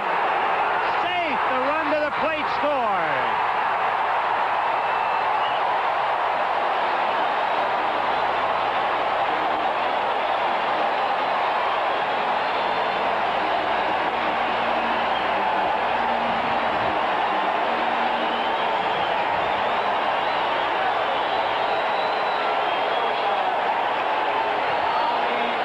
He's fooling on the pitch. He does not take a big swing. And Coleman sees a base hit in sight. He beats the play with his speed. Durham, he wants to see what's being called. And as he does that, Pena comes around to score. Noche handles the ball cleanly. Durham makes a natural move as he's safer out. And as he's looking there, now, whoops, look out. And here comes Pena. Not even close. The speed of the Cardinals has put them out in front. John Morris turned a single into a double with his legs and stole third. So that with the infield up, Pena hits what would have been a double play ball. Instead, it's a base hit for a run. The balk sends Pena to second, and an infield single by Coleman gets the go-ahead run home. Running, and more running. The only thing missing in this rally is a starter's gun. It's like a track meet. 3-2 St. Louis, and Ozzie Smith flied to left and grounded out 0 for 2. For Vince Coleman, that infield single, he has hit in 10 straight. High foul off to the left of the plate. Davis trying to get under it. No play.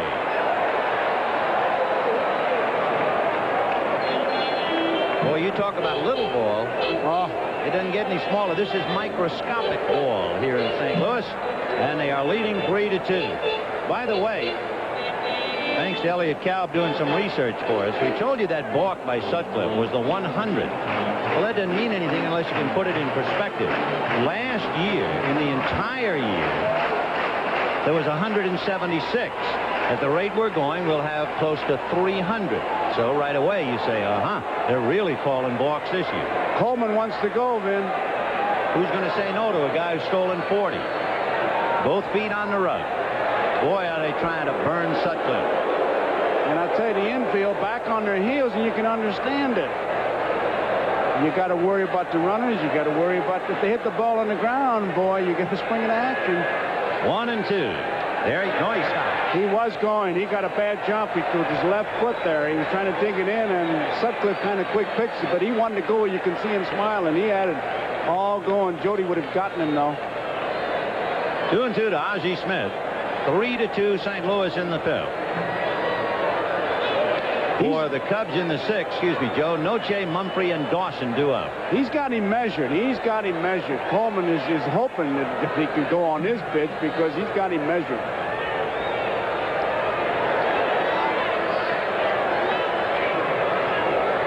Boy, you'd love to be able to pitch out, but 2-2 you can't. He doesn't go, and there's a fly ball to right field. Andre Dawson is right there. And they put the lid on the fifth, but not before the Cardinals scurry for 2 and lead 3-2 at the end of 5. Here's another edition of Characters of the Game. This is Marv Albert in New York. In Detroit, the most bizarre play of the day, Pat Shurn of the Tigers attempting to score. The plate umpire, Rich Garcia, says, safe. No, just kidding. You are out. And that's the call, but the Tigers have taken a 3-2 lead over the Red Sox in the sixth. Let's get back to Vin and Joe. All right, Marv. It is 3-2 in favor of the Cardinals as we go to the sixth inning. Here's that last replay on Coleman, who wanted to go. You see him break, but what happened was Sutcliffe, who's got a little bit of time in this league, just quick pitch to hitter Ozzie Smith, and Coleman couldn't go. That's one of the rare times today where Lee Tunnell has missed with the first pitch. 14 of the 18 batters, that first pitch has been a strike, but not this time to Paul Noche. Noche from San Francisco lives in San Mateo. And hits a one-hopper backhanded by Ozzie Smith to get him. You can play deep. The ball gets out to you a little quicker, but as deep as he was, nice one-hopper and easy out. Left fielder Jerry Mumphrey. The left fielder Jerry Mumphrey will be coming up. Flied to right and struck out. Mumphrey 0 for 2.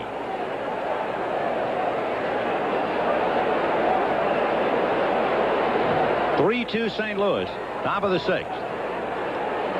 Mumphrey was here in St. Louis, up and down in 74, 5, and 6, and stayed through 79. Fouled away, 0-1. In fact, maybe it's only full circle. Jerry Mumphrey, when he was with the Cardinals, got his first major league hit and run batted in, you guessed it, against the Cubs.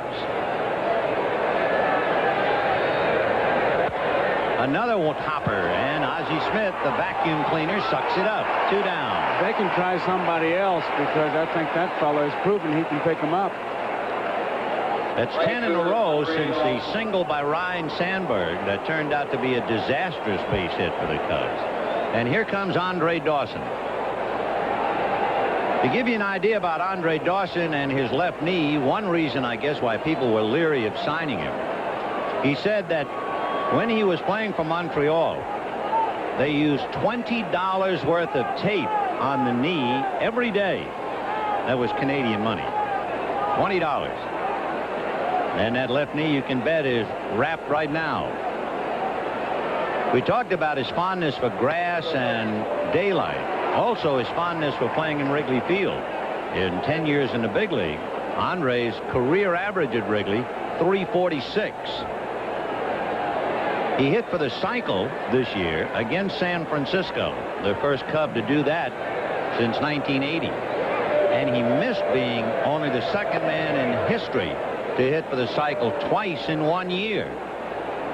He had a cycle going against Houston, but instead of hitting a double, he hit a home run.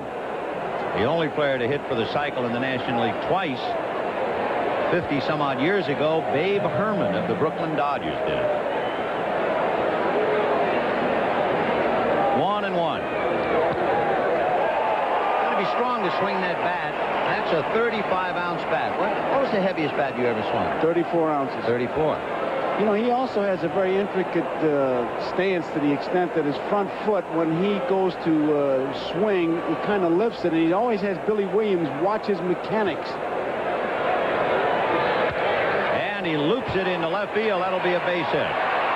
So Andre Dawson is 1 for 3 as he singles to left. The Cubs with the tying run aboard.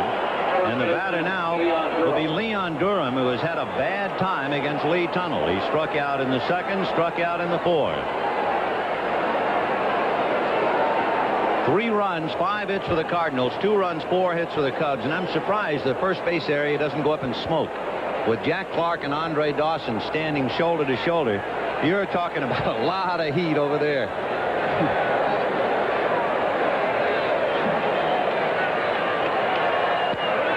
Ball 1-0 to Leon Durham. Remember, we told you he hasn't been hitting home runs with anybody on base. With his 13, 12 of them have come against right-hand pitchers. Cardinals trying to get a 5-game lead over the Cubs. The Cubs trying to cut it to 3. Remember, the Cubs have not lost 3 straight this year. The only team in the National League not to have done that. The fact that Pena is down on his knees doesn't mean that he's not going to throw, and he's got Dawson scampering back. Tony Pena is the Toulouse-Lautrec of baseball.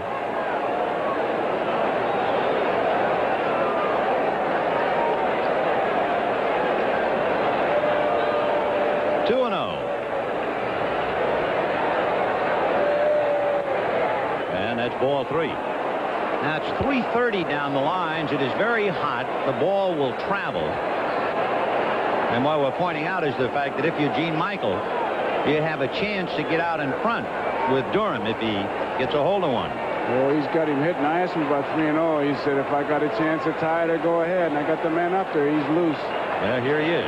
3 balls, no strikes. And it's outside. He wasn't going to get a pitch he could handle. So 2 on with 2 out. And the batter will be Jody Davis.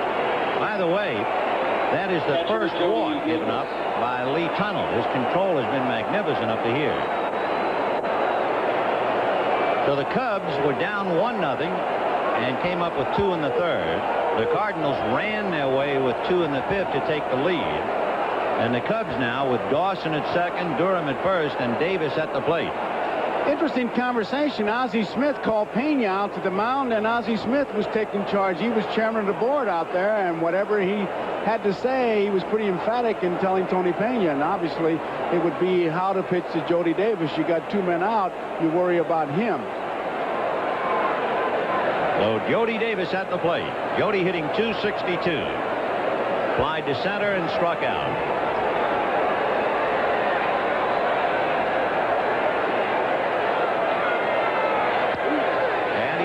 With the strike. Now, he's showing a lot of heart out there in doing that. And on the outside corner. 0-1 to count to Jody Davis.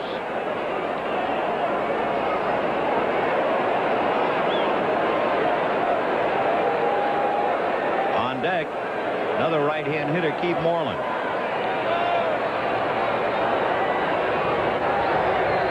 Breaking ball missed. 1 ball and 1 strike. Interesting the way the Cubs stack up offensively. On the bench, they have all right-handed batters. They have Martinez and Durham in the lineup, left-handed, and they have 1 switch hitter in Jerry Mumphrey. That's in direct contrast to the Cardinal club, which is really stacked up evenly. Pickoff play, Dawson is back. The Cardinals, for instance, have 3 right-handed batters. They have 2 left-handed batters, and for good measure, they have a switch hitter. So there is more balance in the Cardinal bench than with the Cubs. Tunnell now has made 80 pitches, and we're in the 6th. 2-1, big slow curveball. Here's where I think you almost have to guess if you're Jody, saying, well, he's missed with the curveball. I'm going to gamble he's going to give me a fastball. I'm going to sit on it, and if I get it, I'll have me a pretty good cut. Jody, as we said, in his career, much more of a home run threat at Wrigley than he is on the road. John Vukovich in the third base coaching box trying to shepherd Andre Dawson's lead. He's a tying run. Bill Dawley is up now in the Cardinal bullpen. 2-1. Curveball fouled away. That's the difference between the mediocre pitcher and the good pitcher in a tough ball game. He missed with 2 curveballs as we see Dawley, and he comes back with the curveball when you feel that Davis would be sitting on the fastball. 2-2 to Jody. 10 home runs, 25 runs batted in. Dawson at second and Durham at first.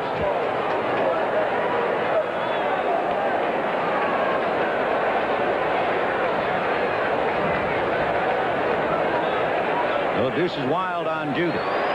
Curveball lifted foul off first and out of play. 4 in a row, Vin.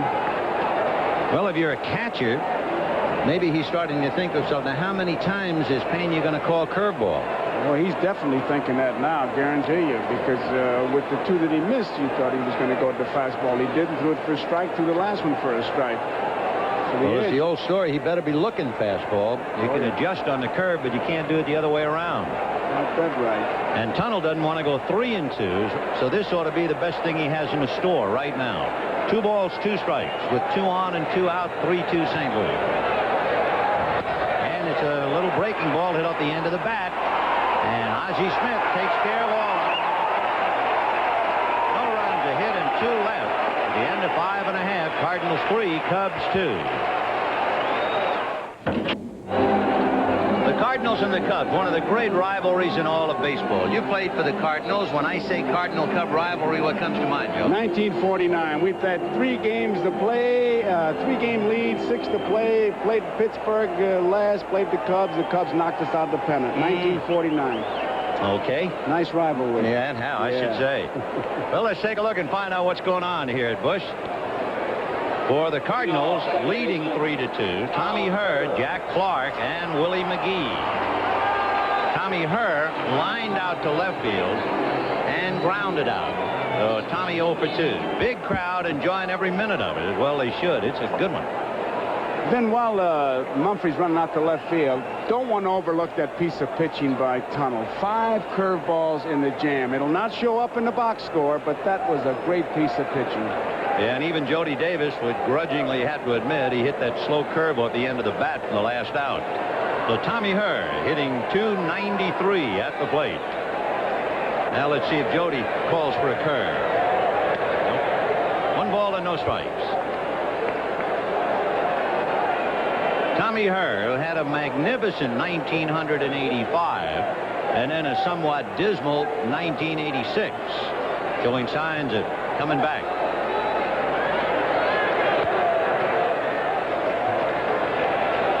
To give you an idea what kind of a difference in his years, in 1985, Tommy Herr hit .313 against right-hand pitching. You know what he hit against right-hand pitching last year? .212. 100 points less.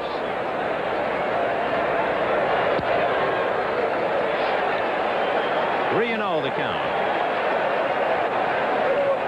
On deck is the heart and soul of this iron and steel Cardinal offense. The iron is Jack Clark. The steel, Coleman, Smith, and company. That's his right. Well, the Tigers, spotting the Sox a run in the first inning, have caught them 3-3 in the 6th inning.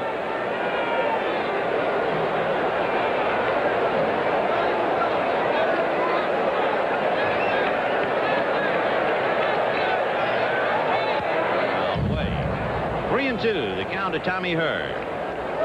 The third switch hitter in a row in this talented Cardinal lineup. That's the one thing Whitey can do. He can just keep dealing and wheeling and dealing. It's so hard to manage against him because of all the switch hitters. Plus the fact that he has such a balanced bench and a balanced bullpen. And, of course, more than anything else, he knows what to do with them.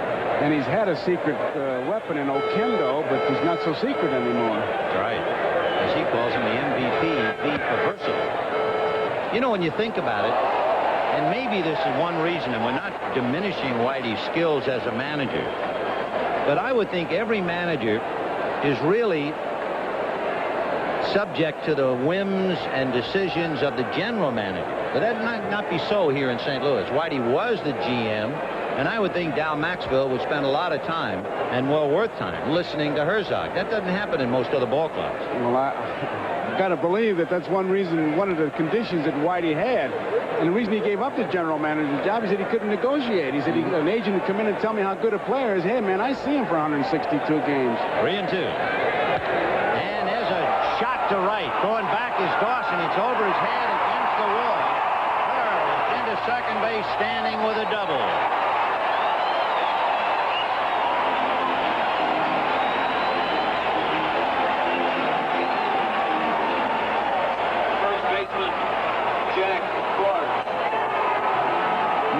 A double. First base is open. Nobody out. Clark's the batter. McGee follows him. That's just what you were talking about. And what do? Even if you get somebody up in the bullpen, McGee on behind Clark switches. Then comes Pendleton, and he switches. The Cubs have 3 right-hand pitchers: Ed Lynch, Dickie Knowles, and Lee Smith in the pen. So Sutcliffe, backed up by Dickie Knowles in the pen. And here is Clark. Struck out and walked. 0 for 1. Jack hitting .317. Whitey says about Jack Clark that there aren't many players that can generate the bat speed that he does. And when he gets his Jack Clark swing, you'll know exactly what Whitey means. Well, to paraphrase the picture again, he really is the nucleus of this atomic attack they have here. The neutrons are all the guys running around him, but he is the heartbeat, the power. Fastball missed. Ball 2. There's only a couple of them. Mike Schmidt of Philadelphia, Jack Clark, where, I mean, they can win it for you with one swing. Jack Clark was on the San Francisco All-Dream Teal as the right fielder back in 1982. And he's given the Giants and other clubs in the league nightmares now. 2-0 the count. Clark with almost half of the Cardinal home run.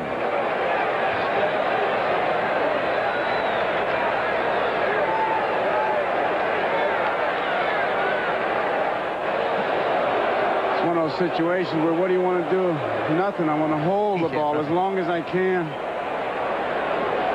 Clark, because of his power, also leads the clubs in walks.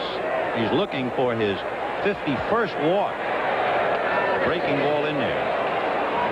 You don't think he was looking for a fastball? No, 2-1. He was almost drooling. Rick Sutcliffe has allowed 6 hits. He has walked 1, struck out 3, and given up 3 runs. The men who walk in the National League: Von Hayes, Dale Murphy, and Jack Clark.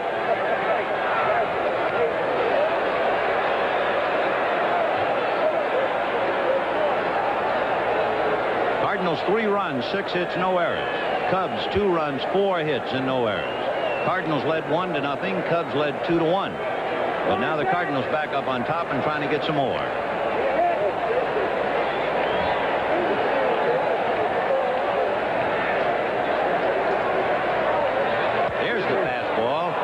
Up on the right side. Paul Noche makes the catch. So not only does Clark make out, he is unable to advance the runner. He never really got around on that. He jammed him. Yeah, Sutcliffe made a great pitch. Yes, he did. He got that fastball in that close stance. He didn't get around on that fastball, and that's exactly what happens when you don't get around on it. Let's take a look at that pitch and see that closed stance, just where it is. And watch the pitch. Inside, hits it right on the handle. Let him get those arms out there on that pitch, and boom, it's 2 runs. But Sutcliffe made a great pitch. Willie McGee struck out, and if you remember in the 4th inning, hit a high twisting fly ball into the left field corner, and Jerry Mumphrey made a fine running catch to take an extra base hit and an RBI away from him. McGee last night knocked in 3 of the 4 Cardinal runs, and he had 2 doubles and a triple. He is still not 100% coming off a leg injury, but he'll do.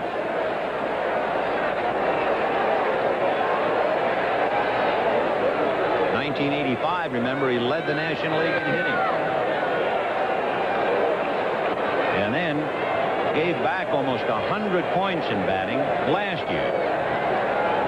In this heat, and with Sutcliffe working so hard, when you look at the Cubs in the 7th, Moreland, Dunston, Martinez, and then Sutcliffe is due up 4th. So they might be thinking about a hitter for him as well. He's made 90 pitches.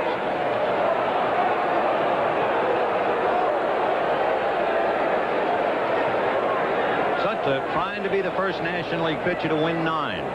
Trying to prevent the Cubs from losing 3 straight for the first time this year. Line drive, base hit to right. Here comes Tommy Hurd to score. So McGee picks him up, and it's 4-2 St. Louis.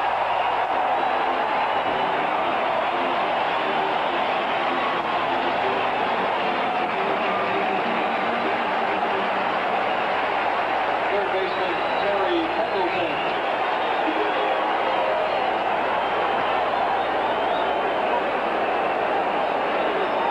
Dawson knows he doesn't have a chance for her and fires it into second base, hoping to keep that double play in order and hoping to get it. So Sutcliffe against the Cardinals this year went 2 2/3 innings and 6 innings, and he's trying to get out of the 7th inning today. He's been working very hard. In 11 of his last 12 starts, he's piled up over 80 innings. So he is on, I can't say thin ice. There's no ice in St. Louis. Terry Pendleton, who homered and grounded out at the plate. 4-2 St. Louis. Ball 1. And boy, it almost seems like whoever's on base, you got to worry about steal. Well, it's interesting. We made that point about McGee is not running like he used to, but he still is 4 for 4 in stolen bases. The interesting thing about Pendleton, he grounds into a lot of double plays. So they have McGee go, and he steals it. The throw is into center field, and he moves over to third. I think of all the plays in baseball, a home run is a home run, but the steal is humiliating to the extent that it's a battle of legs. In this case, McGee's legs against Jody Davis's arms. That's the way you see it. And when you don't make the play, it's humiliating as a catcher, and it picks up the other ball club because they say, hey, we can run whenever we want. That going into center field now has moved the infield in. Pendleton puts the bat on the ball, and chances are they'll pick up another run. So a double, a single for a run, and a stolen base in the overthrow charged to Jody Davis. And it is 4-2 St. Louis. With 1 out, the Cubs have to play the infield out. And it's a line drive, a great diving catch by Paul Noche. So Paul playing because of the injured Ryan Sandberg. Saves a run. That's the 2nd out. And it'll bring up the left-hand hitting John Morris. He makes a good play. He was playing in tight, diving line drive play, and it's the only one that would not score the run. Then you can see why they draw such big crowds. It is quite a ball club to watch. Oh, it's a most exciting ball club. John Morris grounded out and doubled. And, of course, the double was exciting because it really was a single. Ball 1. That's when he caught Andre Dawson. And remember, when you catch Dawson, you're catching a man who has 6 gold gloves in right field. And Morris, seeing that Dawson was overly cautious, took the extra base, and that put a light to the inning. And it gave a 2-run inning to the Cardinals in the lead. In there, 1-1. Down by 2, however, Sutcliffe in his heart knows that he's on the edge of coming out, even for a hitter if he survives the 6th. He has 2 out.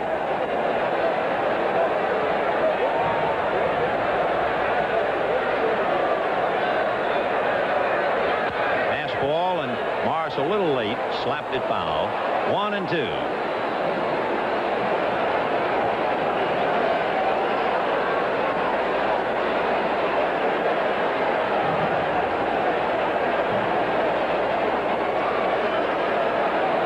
Cardinals led 1-0. The Cubs led 2-1. The Cardinals led 3-2 and now 4-2. And to look ahead, Moreland, Dunston, and Martinez due up in the 7th.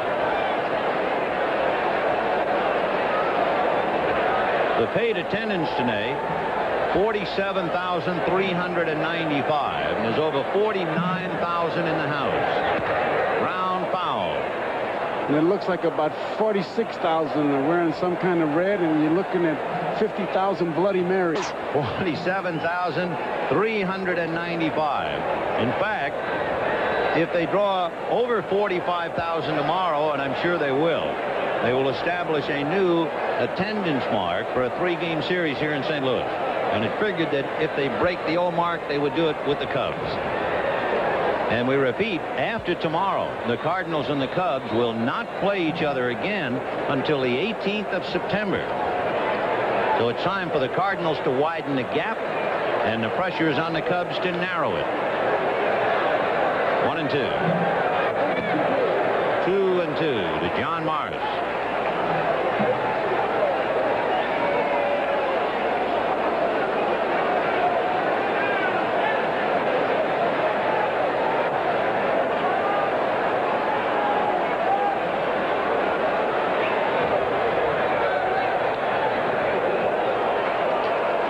Struggling. Yep, he's laboring. 3-2. He wants to get out of this inning. Michaels would like to see him end the inning, use the pinch hitter, but he's struggling, man. To use one of yours, the needle's getting towards empty. He's 6'7", 215, and Michael is watching him like a child out there. High pop fly on the right side. Leon Durham. For the Cardinals, legged for a run. Leave 1, and at the end of 6, St. Louis 4, Chicago 2. We'll be right back after these messages from your local station. A moment's respite in the heat for the umpires for Messrs. Tata, Crawford, Bonin, and Wendelstedt. A reminder, double level action on NBC next Saturday. Coverage begins with Major League Baseball, an inside look with host Marv Albert. Then it'll be the Yankees and the Red Sox, or the Reds and Braves. And in Game 2 of the doubleheader, it'll be the Dodgers and the Astros at 4 p.m. Eastern Daylight Time. You know, that's one of the things we take for granted, Vin, that the umpires really don't get a chance to go in between innings. And on a day like today, boy, what a beating they must take out there, just standing out there. On the rug. Keith Moreland grounded to short and popped to short, 0 for 2. Lee Tunnell missing with the breaking ball, 1 ball and no strikes.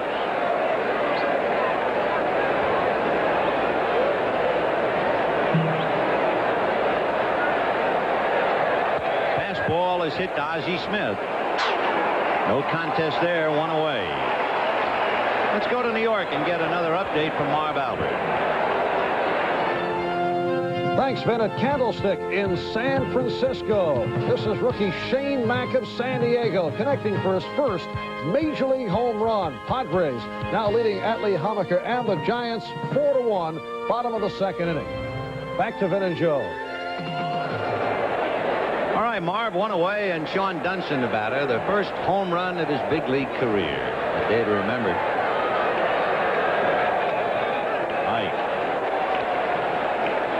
You look back at your scorebook, you see that Tunnell has thrown a lot of ground balls, and 5 of the last 7 hitters have hit it to Ozzie Smith.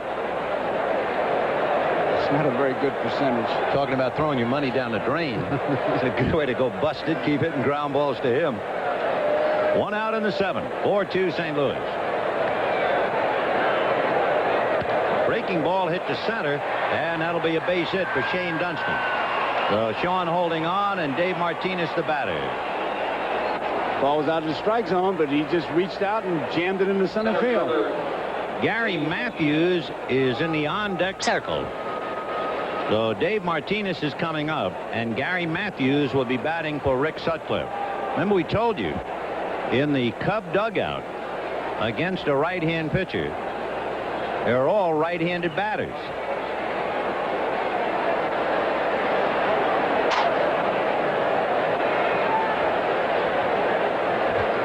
On the bench available, Sundberg, Trio, Matthews, Diet, and Dernier. So Sutcliffe will call it a day. Of course, there's one chance that he wouldn't. And that is if Martinez hits one double play. Sutcliffe might then have to trudge back out there and hit the bottom of the 7th.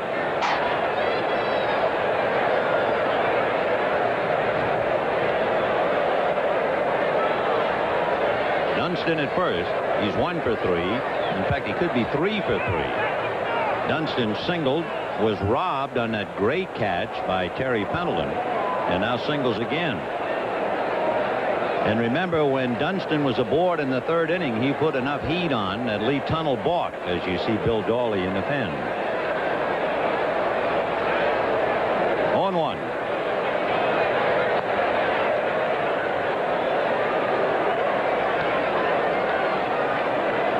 One and one. Pena with that Toulouse-Lautrec trot as he worked on his knees, all set to throw to first.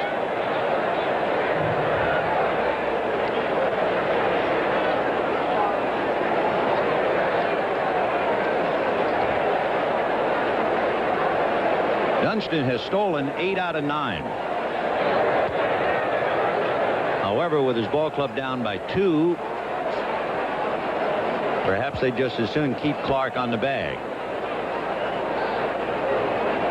Martinez has a look at John Vukovich in the third base coaching box to see if they might put a play on.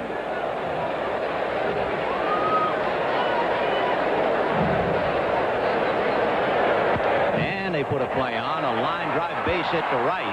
Hesitating for a moment is Dunston, and now he breezes to third. And so Lee Tunnell is suddenly in some trouble. Back-to-back singles with 1 out by Dunston and Martinez, and the Sarge, as they call him, Gary Matthews, coming up. And the Cubs trying to get off the floor here in the 7th. Whitey Herzog is not sending Mike Rourke out in the mound. Whitey Herzog is heading for the plate umpire himself.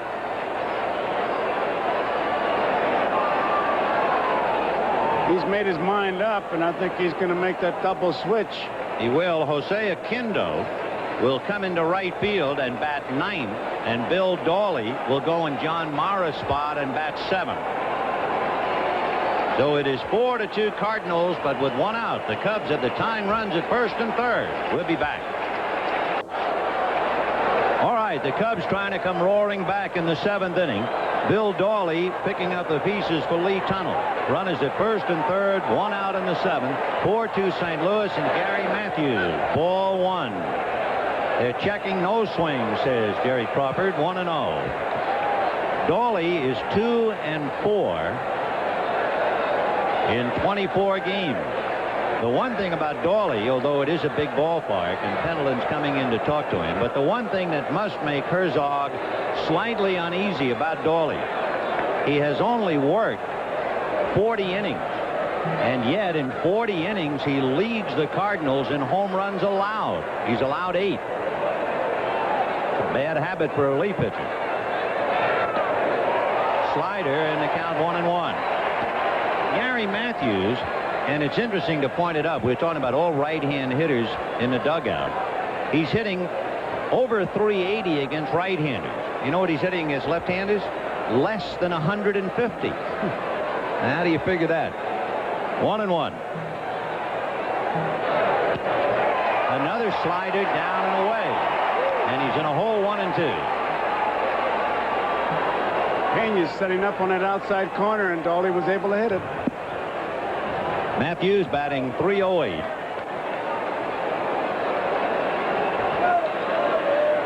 On deck, the leadoff man, Paul Noche. And 3 of the sliders down and away. You would just figure he just put the glove out there. And did you see how Pena kind of tried to decoy him on that? As he gave the sign, he was leaning inside, and as the pitch was being delivered, he set up again outside. There, look right there. There he is inside. That's why you can't ever believe a catcher. No way, even if you see him going into church. Well, I tell you what, if you're a manager, an opposing manager, and you see how they pitched Gary Matthews that time, you write that indelibly in the book. Just gave him the breaking ball away, and he chased all 3. So a big out, a run unable to score, and here's Noche filling in a big pair of shoes. If you were not with us in the 3rd inning, Ryne Sandberg hit a slow roller to Pendleton, a high throw to first. Sandberg hit first base with his right foot. It skidded and then dug into the dirt, and he sprained his ankle. Dom Scaler is the advanced scout for Pittsburgh, and he's writing right now feverishly, and I'll guarantee you that's what happened. Oh, yeah, no two ways about it. I mean, Matthews never got anything but the slider in the same spot, and they were all balls. There wasn't one strike until he swung at him. So the rookie Noche is hitting, and not a Manny Trio, for instance. Noche, no home runs, no RBIs. Trio has 4 home runs and 10 RBIs. Another strike. So Dawley comes in and just keeps on one breaking ball after another. He disposes of Matthews and puts the heat on the rookie. 1-2. What a difference having Noche with no home runs, no RBIs. Sandberg would be up there now with 11 home runs and 33 RBIs in the dirt. That's a pretty good play by Mr. Pena, and he kept dancing there on his knees. Every time I look at him, I think of Jose Ferrer and Toulouse-Lautrec. I mean, watch him. Right? This is the Toulouse-Lautrec trot. 1, 2, 3, 4, 5, 6, 7. On his knees. Yep. All right, Deuce is wild again. 2 balls, 2 strikes, 2 out, 2 on. Cardinals leading by 2. Chased another breaking ball. I don't think Dawley's thrown a strike yet. And he has struck out Matthews and Noche. It's 4-2 St. Louis. Here's another edition of the 7th inning stretch. This is Marv Albert in New York. In Detroit in the 6th inning, Darrell Evans of the Tigers went opposite field, snapping a 3-3 tie with this 3-run home run for Evans, his 9th of the season. Tigers now lead the Red Sox 6-3, bottom of the 7th inning. Back to St. Louis for Vin and Joe. Okay, Marvin, a reminder. Picture this on a hot day in St. Louis. Whitewater Rapids, mountainous terrain, rock-strewn trails. Challenges for the competitors in the survival of the fittest.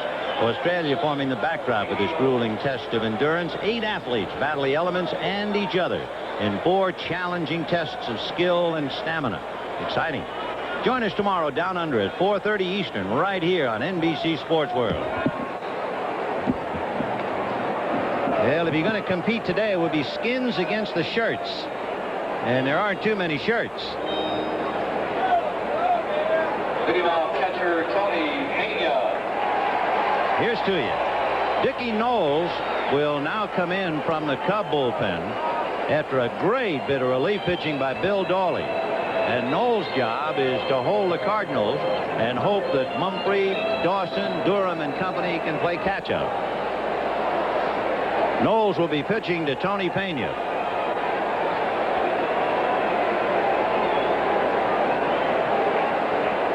Ball 1. Knowles with 2 saves and 4 wins. Pena today is 2 for 2. Right. Tony hitting .253.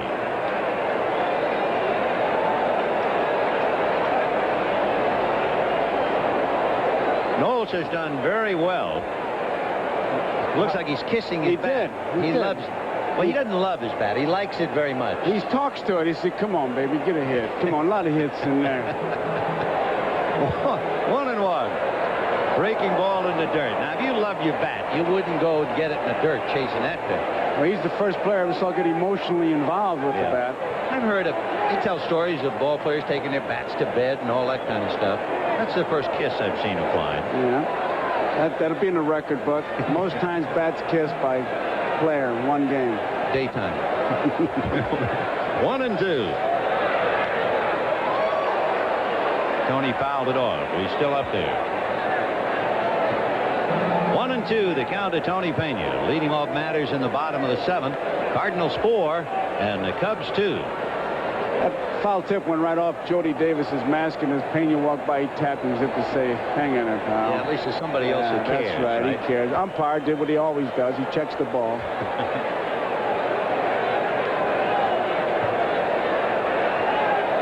Tony Pena, his mother had a lot to do with his baseball development.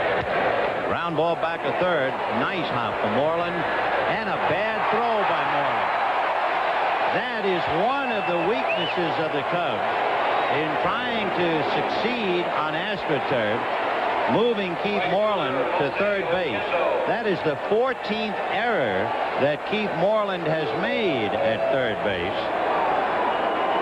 And after seeing a bad play, let's look at a good one. Last night, Leon Durham hitting against Bob Force. Jose Aquindo in right field, and watch this catch. In a sense, a game saver in a tough 2-1 game at the time, keeping Mumphrey at second base. Now Jose in the game in right field and at the plate. And the bunt. The only play is to first base, so the Cardinals are in business. An error and a sacrifice. So the MVP, the most versatile player, that's the award given Aquindo by his manager, Whitey Herzog. He's done everything they have asked of him and then some. Reg Jandines was really singing his praises. He said, boy, the guy that's really done it all for us. And I said, Aquindo, he said, you bet. He's from Puerto Rico. Meanwhile, Gene Michael out to the mound to talk to Dickie Knowles. The error by Keith Moreland, and of course, Moreland has never played third base well. That is to say, in his career prior to today, his fielding average at third base was less than 900. I mean, that's really bad. And now Keith, in trying to learn that position, has committed 14 errors this year. It's tough, and he is hot about it. He's thinking about it. Well, he's more than that. He just the puppy of a female dog. Well, here's Vince Coleman. Twice out to the box, once bunting, singled in the 5th inning. And the fake by Knowles. Coleman with the infield single, trying to pick up Pena at second base. Coleman has hit in 10 straight.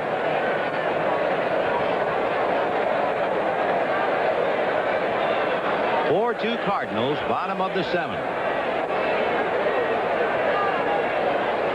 Dunston was trying to give somebody a signal, I think, to catch Jody Davis. But I tell you, late in this game, they've been out there a long time. A little tough to jockey that runner back.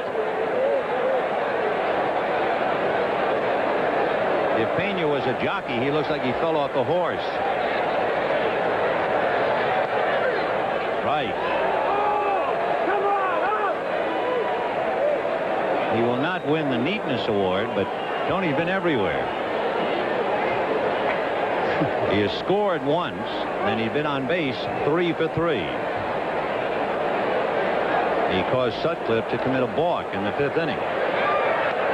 Breaking ball on the corner, and Noche was breaking to the bag to cover on that pitch. And they had him, too, because as Noche broke to the bag and kind of skidded, and he's telling him right now, take a look, Pena was breaking towards third. Nick Leyva shepherding Pena from the third base coaching box. Rich Hacker coaching at first. 1 out, 7th inning. 4-2 Cardinals. Dickie Knowles trying to get Coleman. On deck, Ozzie Smith. Boy, you talk about bat control. That was a breaking ball that was almost in Jody Davis' mitt. And he waited so long before he hit the ball, he grounded it right into the Cardinal dugout. In the Cub dugout. What's this? It's already past him. He was sure it was going to be called a strike, and he does what all hitters do when that happens. And Billy Williams got it, yeah. You got to look out. He'll hit it back at you. And it would be a line drive. Won't be a bloop. 0-2 to Vince. And another pickoff. I guess I'll never be able to see Vince Coleman without thinking of the tarp roller here that almost ate him alive. And that frightening moment during the league championship series in '85. That's where it is now. But when it came up that fateful early evening, it swallowed him up. Curveball. I think he just did take it outside.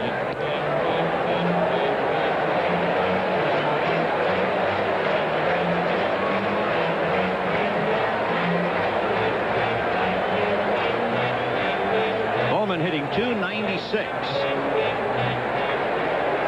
At one time in the clubhouse, the 3 guys talking were Tudor, Coleman, and Danny Cox. You talk about 3 guys with freak injuries. Wow.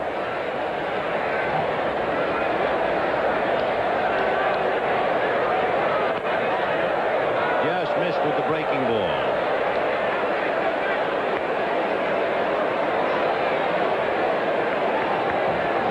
2-2, the count to Vince Coleman.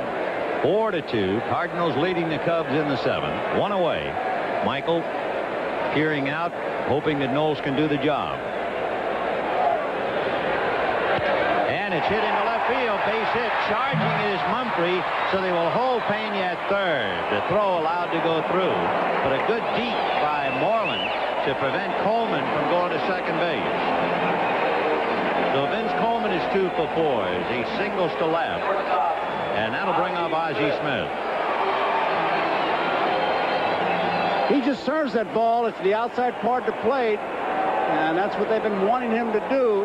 And Pena rounds third base, but he's going to be holding all the way. You can see him going to his fake attempt, but Nick was going to hold him all the way. In the wake of the French Open and in thinking about the Wimbledon tennis coming up, that was just a dink. Coleman just stiff-wristed a little flare in the left field. And now Ozzie Smith 0 for 3. But Coleman at first, and Knowles is really in a jam. If the Cardinals use their great leg speed in the 5th and 6th inning, look out now. Coleman with 40 stolen bases. Well, you're really in the spot. Big league hitter at the plate. Great base stealer at first, and balks being called all the time. You want to signal for a fair catch. At least. Nice save by Durham, that pitch in the dirt. You know, I can think of first basemen who I played against that when they get a throw like that would just put a tag on it, run a little bit hard, like jab him in the leg. Or on the knee or anything to take something out of him. Sting him a little. He's got a pretty good lead. And they're squeezing. Squeeze. A great squeeze by Ozzie Smith. Scoring is Pena, who reached on the error by Moreland. So if you give the Cardinals an inch, they take it all. And it is 5-2 St. Louis. Perfectly executed. Not a thing Gene Michael can do about it. Nothing but watch it. It's me out of page 99. Ball is bunted on the ground, past the pitcher. Durham has to feel it, no play at the plate, and very close at first base. Just watch it.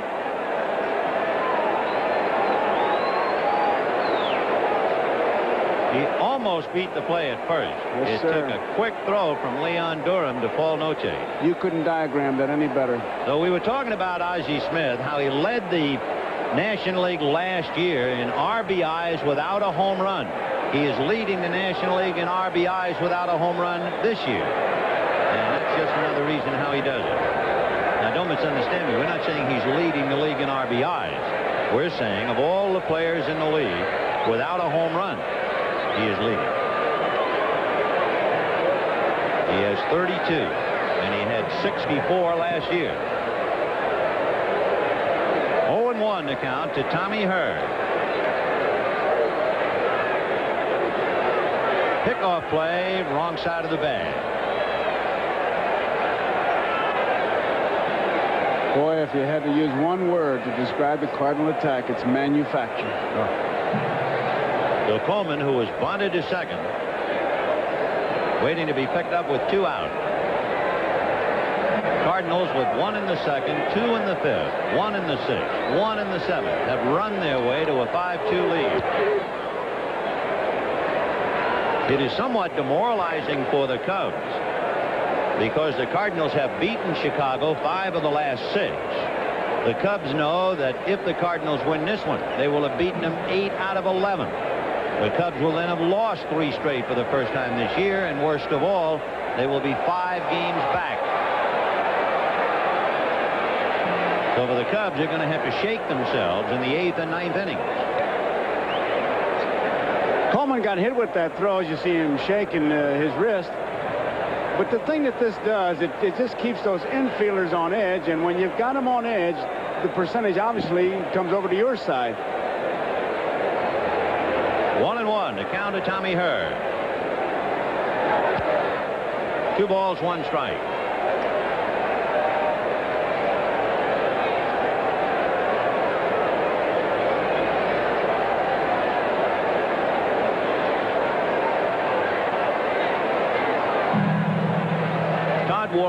begins to stretch out a little bit in the Cardinal bullpen.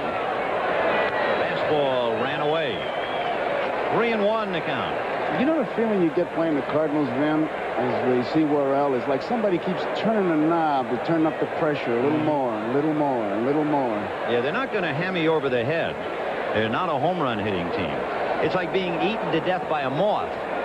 Little nip here, little bite there, and all of a sudden your head falls off. 3-1 the count to Tommy Herr. Lined into left, ting-a-ling, and here comes Coleman.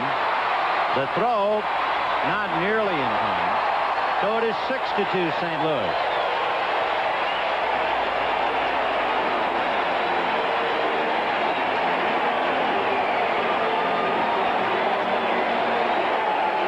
And of course, the guy who would love to forget this inning is not Gene Michael, not the 49,000 in the stand, not even Vince Coleman. The guy I'd like to forget it is Keith Moreland at third base. Moreland, who fielded the ground ball by Pena, had plenty of time against the Cardinal catcher and threw it away. And he's been muttering to himself ever since.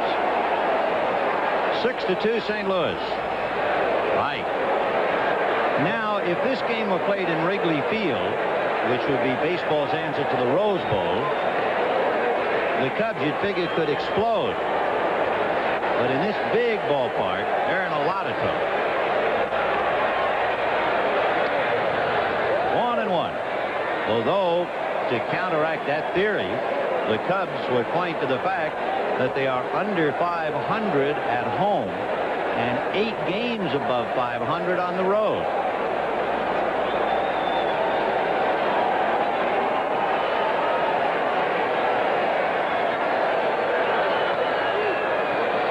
Well, Jack Clark struck out, walked, and popped up, trying to apply the coup de grace.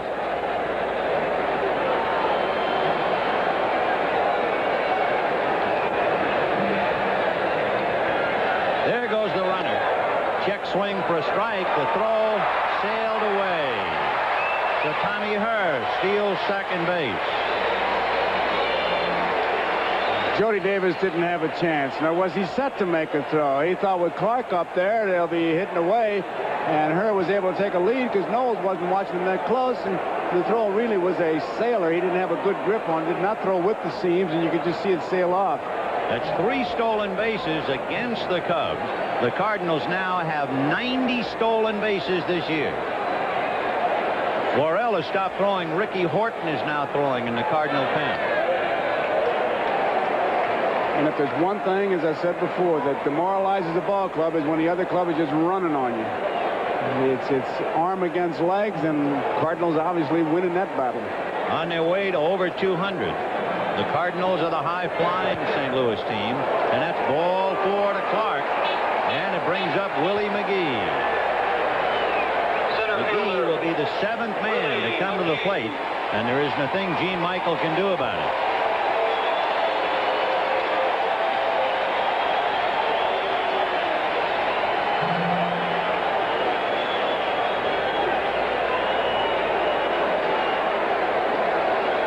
Willie McGee struck out.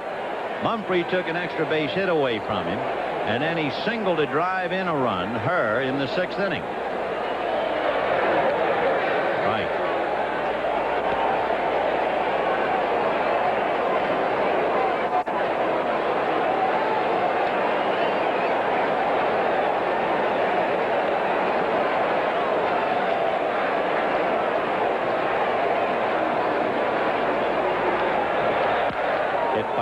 Third, back into the seats, and the count 0-2. When you build a ball club like the Cardinals have built, speed really never has that slump. And you say, well, they don't get on base, they can't run. No, but they can still play pretty good defense, and that means pretty good pitching, because pitching and defense hand in hand, and you should not go into that long losing streak.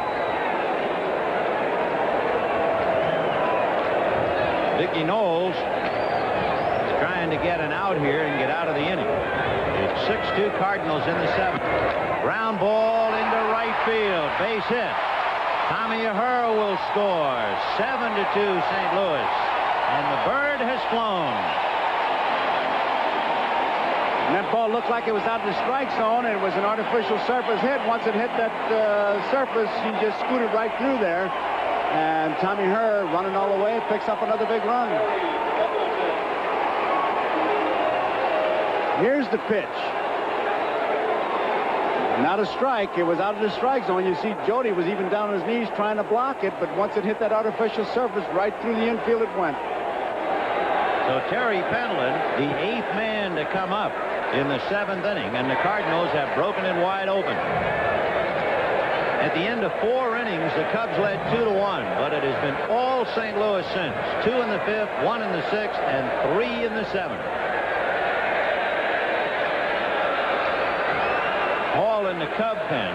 Mike Mason had a lot of people up. 7-2 St. Louis.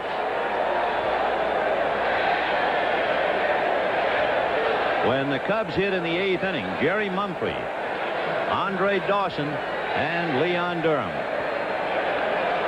You have McGee at first and Clark at second. Terry Pendleton homered in the 2nd inning, grounded out in the 5th, lined out on a great diving catch by Paul Noce in the 6th inning. 3-0, taken all the way, 3-1.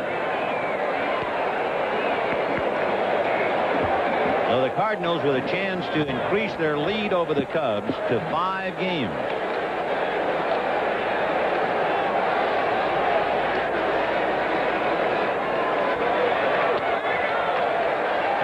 Ball 4 to Terry Pendleton, and the bases are loaded. And a somewhat downcast Gene Michael making his way out to the mound.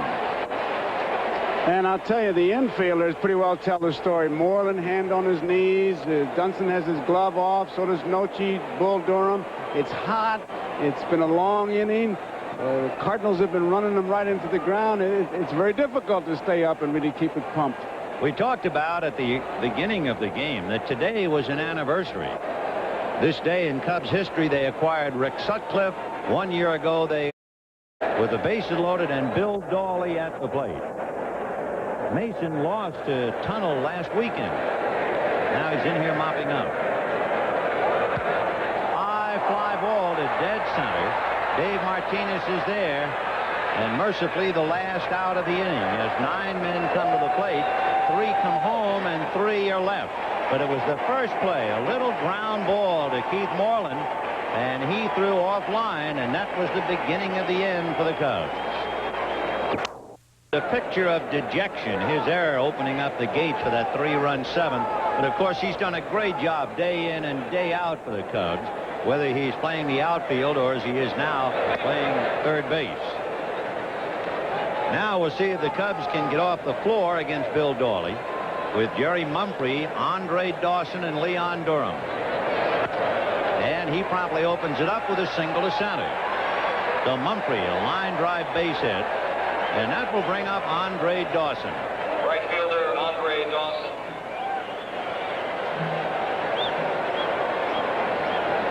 So Dawson can't do it himself, not with the team down by 5, but he can certainly lift the gloom in the dugout. So another theory on the number of home runs, and it reminded me when Dawson put on his gloves. They say it's the thin-handled bats. And the reason the gloves come into play is that the thin-handled bat with the gloves make it feel like a thick-handled bat, but it remains thin-handled and they get more bat speed. All right, we'll see what he does with that 35-ounce piece of wood, and he's a little bit out in front and cued it outside at first. 0-1. We're in the 8th. The Cardinals 7 and the Cubs 2. Andre Dawson. Then Leon Durham and Jody Davis.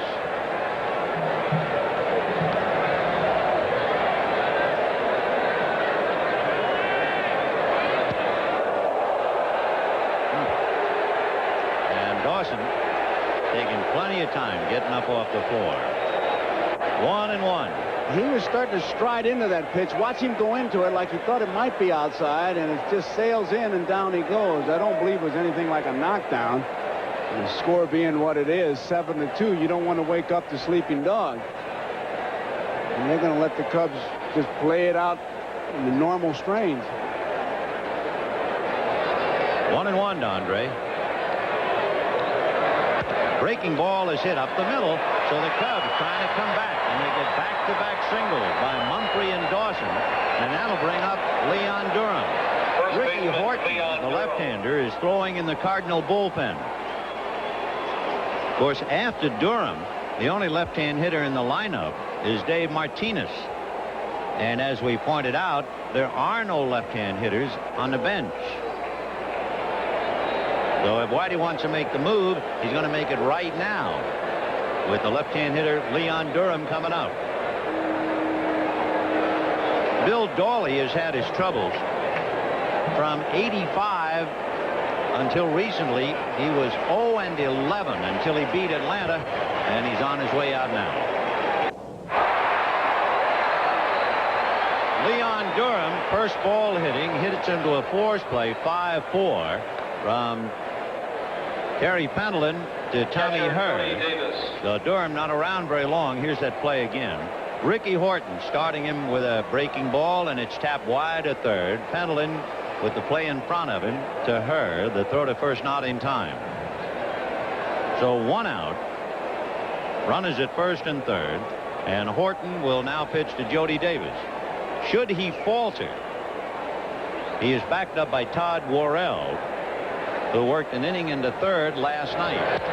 Comebacker, and they're going to get one, they're going to get two, and what a difference watching Jody Davis labor down the line had pointed up the difference between the two teams. Speed and not to speed. 2 hits and nothing else at the end of 7 1/2, 7-2, St. Louis. The famous arch back of the left field wall, the gateway to the west. And the Cardinals showing the way to the National League East, leading by 4, trying to extend it to 5, and leading the Cubs 7-2 in the 8th inning. Looks like a handle on the ballpark, like the Jolly Green Giant, or somebody's going to pick it up and carry it away. The ever-present Tony Pena to start it off. For the Cubs, they would have to be somewhat demoralized in just about every area, even offensively. In the 7th inning, trying to come back, Dunston and Martinez singled. Dawley came in and struck out Matthews and Noche.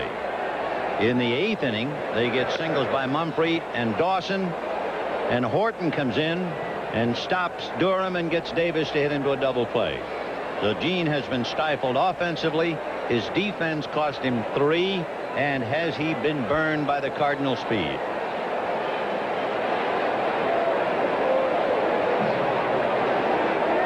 Pena 2 for 3. Single to left, single to short when the infield was up, and has been aboard on an error.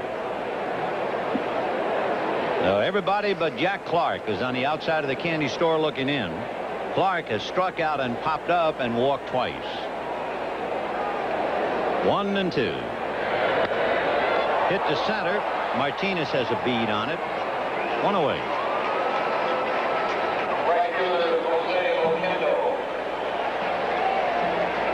Whitey Herzog, wheeling and dealing. He has used Tunnel, Dawley, and Horton.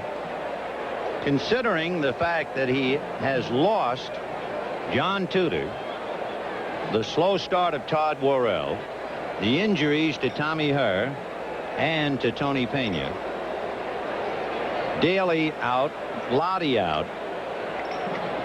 What a remarkable job of managing. Of course, he did a great job last year to get the Cardinals to third. Line drive, base hit. Cut off by Martinez, but Oquendo has himself a stand-up double.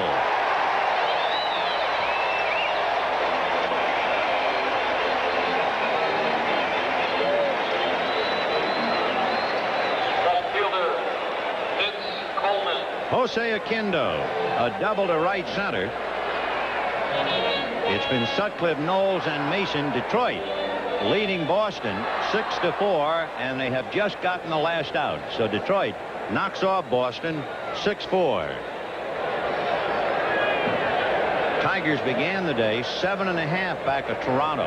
Boston began the day 11 back. San Diego leading the Giants 4-1. The Giants started the day even with Cincinnati.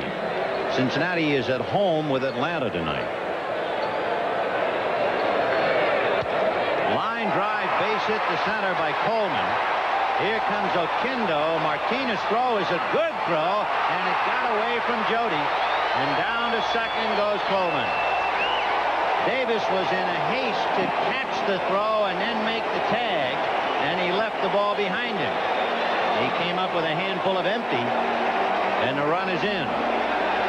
Jody tries to backhand the ball. Martinez's throw is a strong one.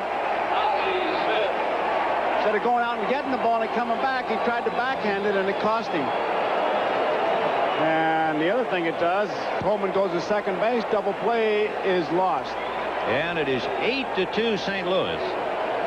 And with Coleman at second base, here's Ozzie Smith turning around to hit right-handed. Ozzie 0 for 3, squeezed in a run in the 7th inning. 1 out. When the Cubs come up in the 9th, it will be Moreland, Dunston, and Martinez.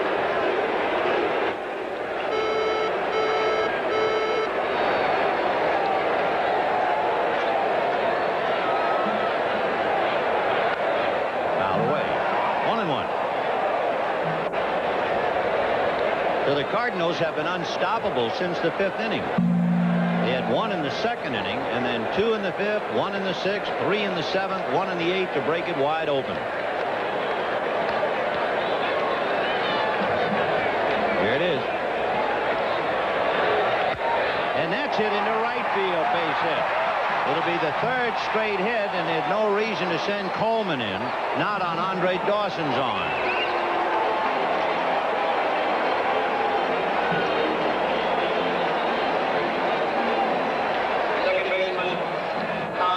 So Knowles and Mason have not proven to be very stoppable, and they give up hits.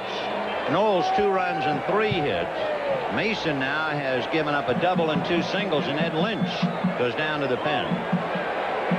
And Michael, realizing, of course, down by 6, there's no way he's going to waste Lee Smith. Pitching coach Herm Starrett alongside of Gene. Tommy Herr has lined out and grounded out, doubled and singled. On deck is the hungriest bird of them all, Jack Clark, with 12 hits, now 13. Every guy in the lineup has a base hit except Clark.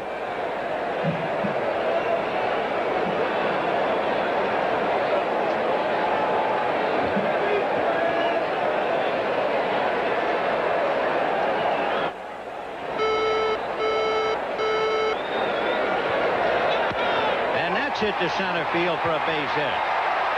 Ozzie Smith will hold at second. Coleman scores. 9-2 Cardinals.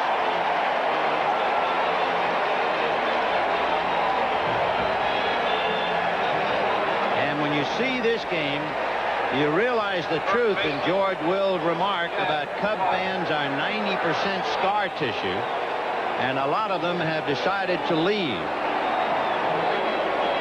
So Gene Michael, with his club being hammered now. 9 runs, 14 hits. The Cubs 2 runs, 8 hits, 2 errors. The Cubs will go home and try to heal themselves after tomorrow's game. The Cubs have an 8-game homestand beginning Monday against the Phillies, and then the Pirates for 4. We'll be back. Well, maybe Jack Clark has been shut out today, but it's nothing like the night in Cincinnati when he was really shut out. Clark against Pat Pasillo hit one deep to center. It's a home run to everybody but Eric Davis, who reaches over the fence and takes it away. He did it twice to Jack Clark this year. So Jack has 17 home runs and was robbed of 2. That would give him 19. He'd be right up there behind, guess who?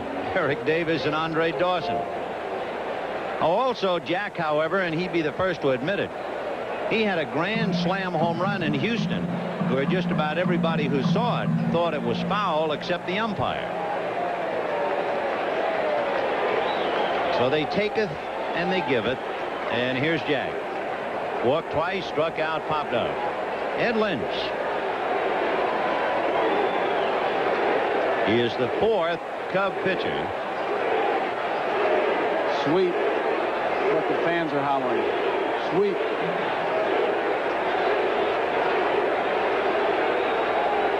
If you are old enough in Chicago, you will remember the great chant for Bill Nicholson. Nicholson, who loved to stand at the plate, great home run hitter, and would move that bat back and forth, and everybody would go swish, swish. Oh, that was great. Well, now it's sweep.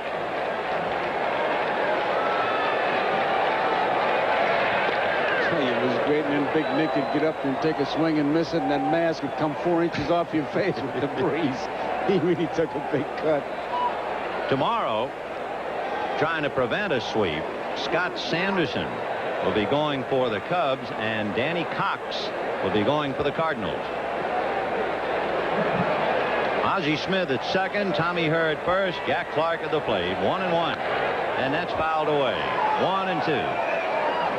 You know, people are going to see the box score and see 14 base hits, 9 runs, and figured it was a blowout.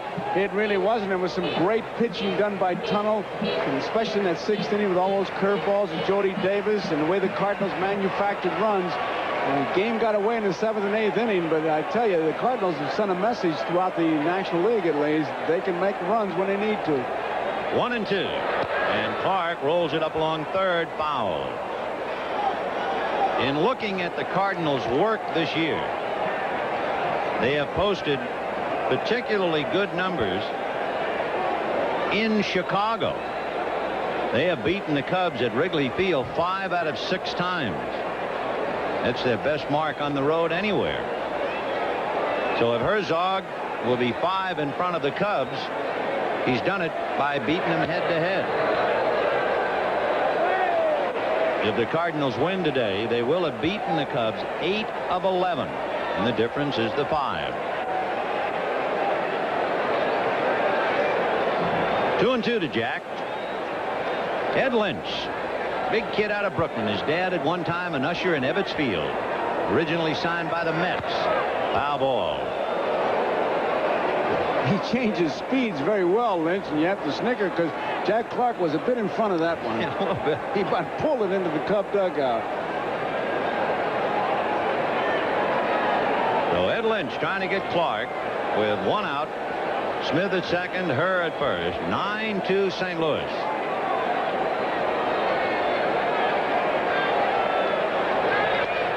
So 3-2 with 1 out. Clark, as far as his numbers are concerned, pays the price.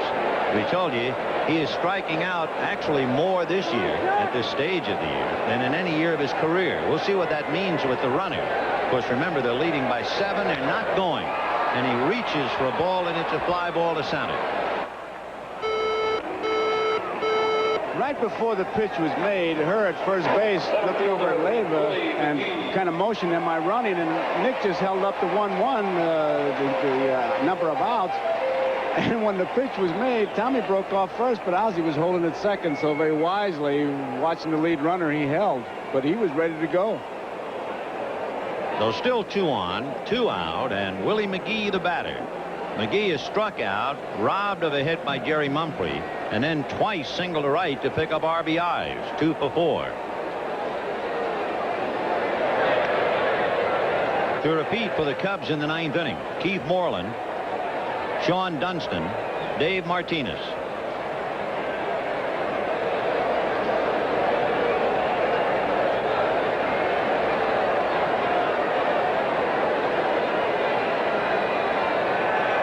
Changeup hit to the left of Dunston. He'll bring it to the bag.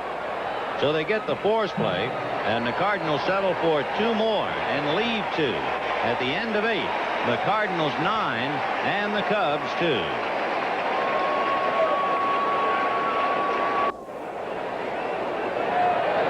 The Major League Baseball Game of the Week has been brought to you by Mr. Goodwrench. No one knows your GM car better than Mr. Goodwrench. No one. By Miller Genuine Draft, cold filter draft beer. It's as real as it gets.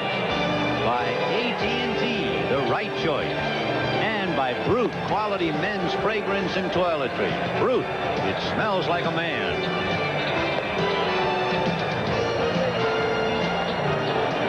The Cubs are losing, but perhaps their biggest loss of the day occurred in the third inning. With Martinez at third, Ryne Sandberg hit a slow ground ball to Terry Pendleton. Pendleton's off balance and hurried throw was high. Sandberg will hit the bag with his right foot. It skids over the bag, sticks in the ground. He twists his right ankle and goes down and out. Sandberg is out with a sprained right ankle, and for how long, no one knows. A tremendous blow to the Cubs and their aspiration. And it is no mystery to know that in the third inning, when Sandberg was carried off the field, the Cubs were leading 2-1, and they have not been heard from since. And we can only hope that Ryne will heal quickly and get back, but a sprain really leaves you up in the air. Reedy came home in that seventh inning, too, when his spot was up there with a couple of men on. And Paul Noche came up with 2 on, 2 out, and struck out. Keith Moreland grounded to short twice, popped up 0 for 3. 9-2 St. Louis.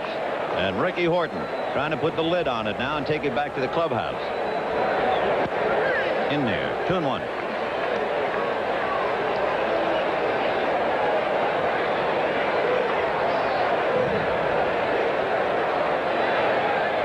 And he just reached for a pitch down and away and bangs it into right field.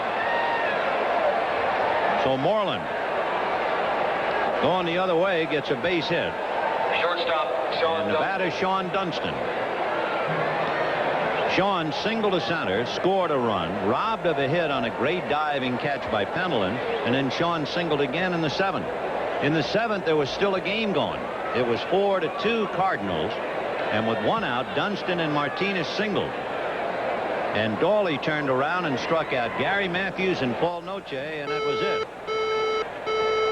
And then the Cardinals came back with 3 to break it wide open. Line drive to left field. That's a base hit.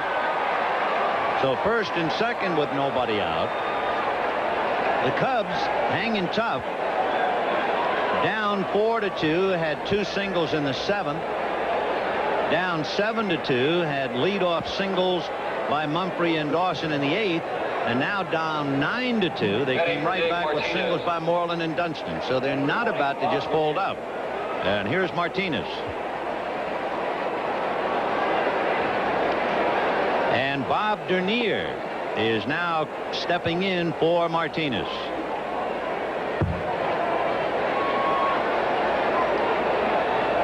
Martinez was 2 for 3, but he was left-handed. So they go to Dernier now against the left-hand pitcher. Strike. Manny Trio is out on deck to bat for Lynch.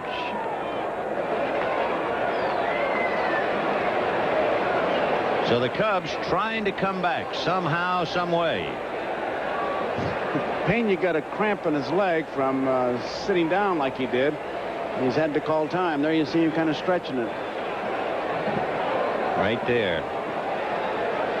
Right hamstring. It's hard to hurt your leg there when you've been walking on your knees all afternoon.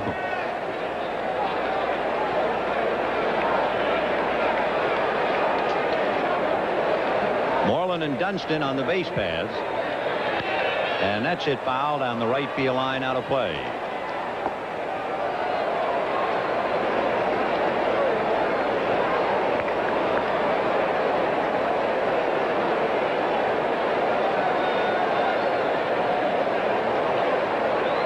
You know, the Cubs have hit 12 home runs this year in the ninth inning. I mean, they are accustomed to making noise in the ninth. 0-2. And that's hit right back on a line. They've got 1, they've got 2. So Dernier lines into the double play. 1-3 if you're scoring. That erases Dunston at first. Moreland holding at second, and the batter will be Manny Trio. Batting for the pitcher, Ed Lynch, number 19. He was in perfect position, took a good look at second base because he knew he had an easy out at first base, and had Moreland been wandering, might have seen that kind of rare triple play.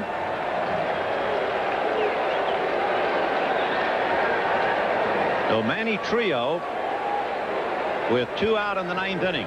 9-2 St. Louis.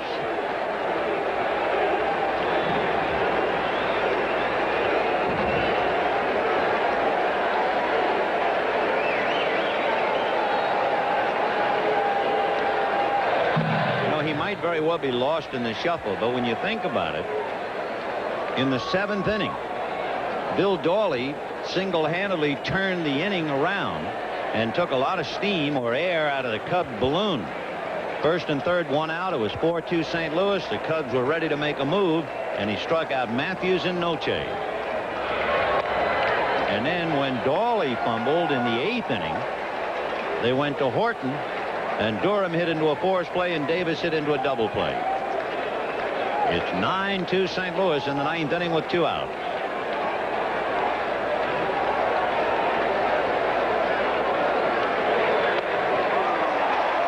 One and two.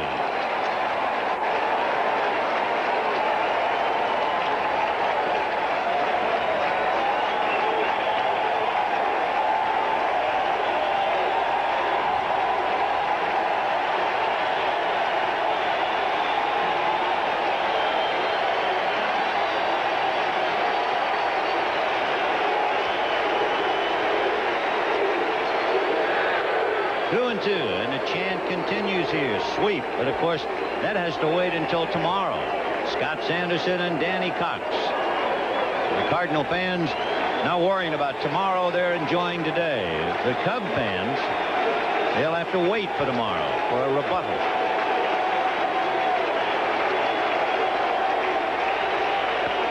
Little pop fly. Going out for it is Tommy Hurd. And he'll make the catch, and that's it. The Cardinals are 5 in front of the Cubs. The Cubs, for the first time this year, lose 3 in a row. They were the only team in the National League not to have lost 3 in a row. The Cardinals have beaten the Cubs 8 of 11 to justify their 5-game lead in the National League East. And so Scott Sanderson has a big job tomorrow when he goes against Danny Cox. 9 runs, 14 hits, and no errors. 2 runs, 9 hits, no errors for the Cubs. The winning pitcher, Lee Tunnell, after 6 1/3 innings. And Tunnell is 3-1, 1-0, 2-2 lifetime. The losing pitcher, Rick Sutcliffe, who is 8-3, 1-2 this year, 6-6 lifetime. Andre Dawson had a couple of base hits, but one man couldn't do it. One man who certainly did, Vince Coleman, spearheading the attack for the Cardinals. He had 3 hits, drove in 2, scored 2. Coleman's 5th 3-hit game of the year. Everyone in the Cardinal lineup but Jack Clark had a base hit. And of course the Cardinals with 3 stolen bases also showed speed in other areas, notably the base hit by John Morris when he legged it into a double. So this week's NBC Miller Lite player of the game is Vince Coleman. And Miller Lite happy to present a check for $1,000 in the name of Vince Coleman to the National Multiple Sclerosis Society. And certainly, Joe, speed reigned supreme. It certainly did. And you check the box score and speed will show up as far as stolen bases. I know as a ball player you always did that. But it doesn't really tell the story with these Cardinals because the defense based on speed in this big ballpark. And the one thing that they showed today and showed it so well that they can manufacture the run. And we don't want to keep beating on that. But when you get on and you got the defense on edge, it really shows up, and it did today. Well, the Cardinals won it. Don't go away. We'll be right back after these messages from your local station. Hang in there, Keith. The Cardinals defeat the Cubs today 9-2. The executive producer of NBC Sports, Michael Weissman. The coordinating producer for NBC Baseball, Harry Coyle. The telecast of today's Game of the Week, produced by George Finkel. Directed by Andy Rosenberg. Pre-game produced by Les Dennis. Pre-game directed by Doug Graber. Technical directors Neil Flagg and Peter Bazile.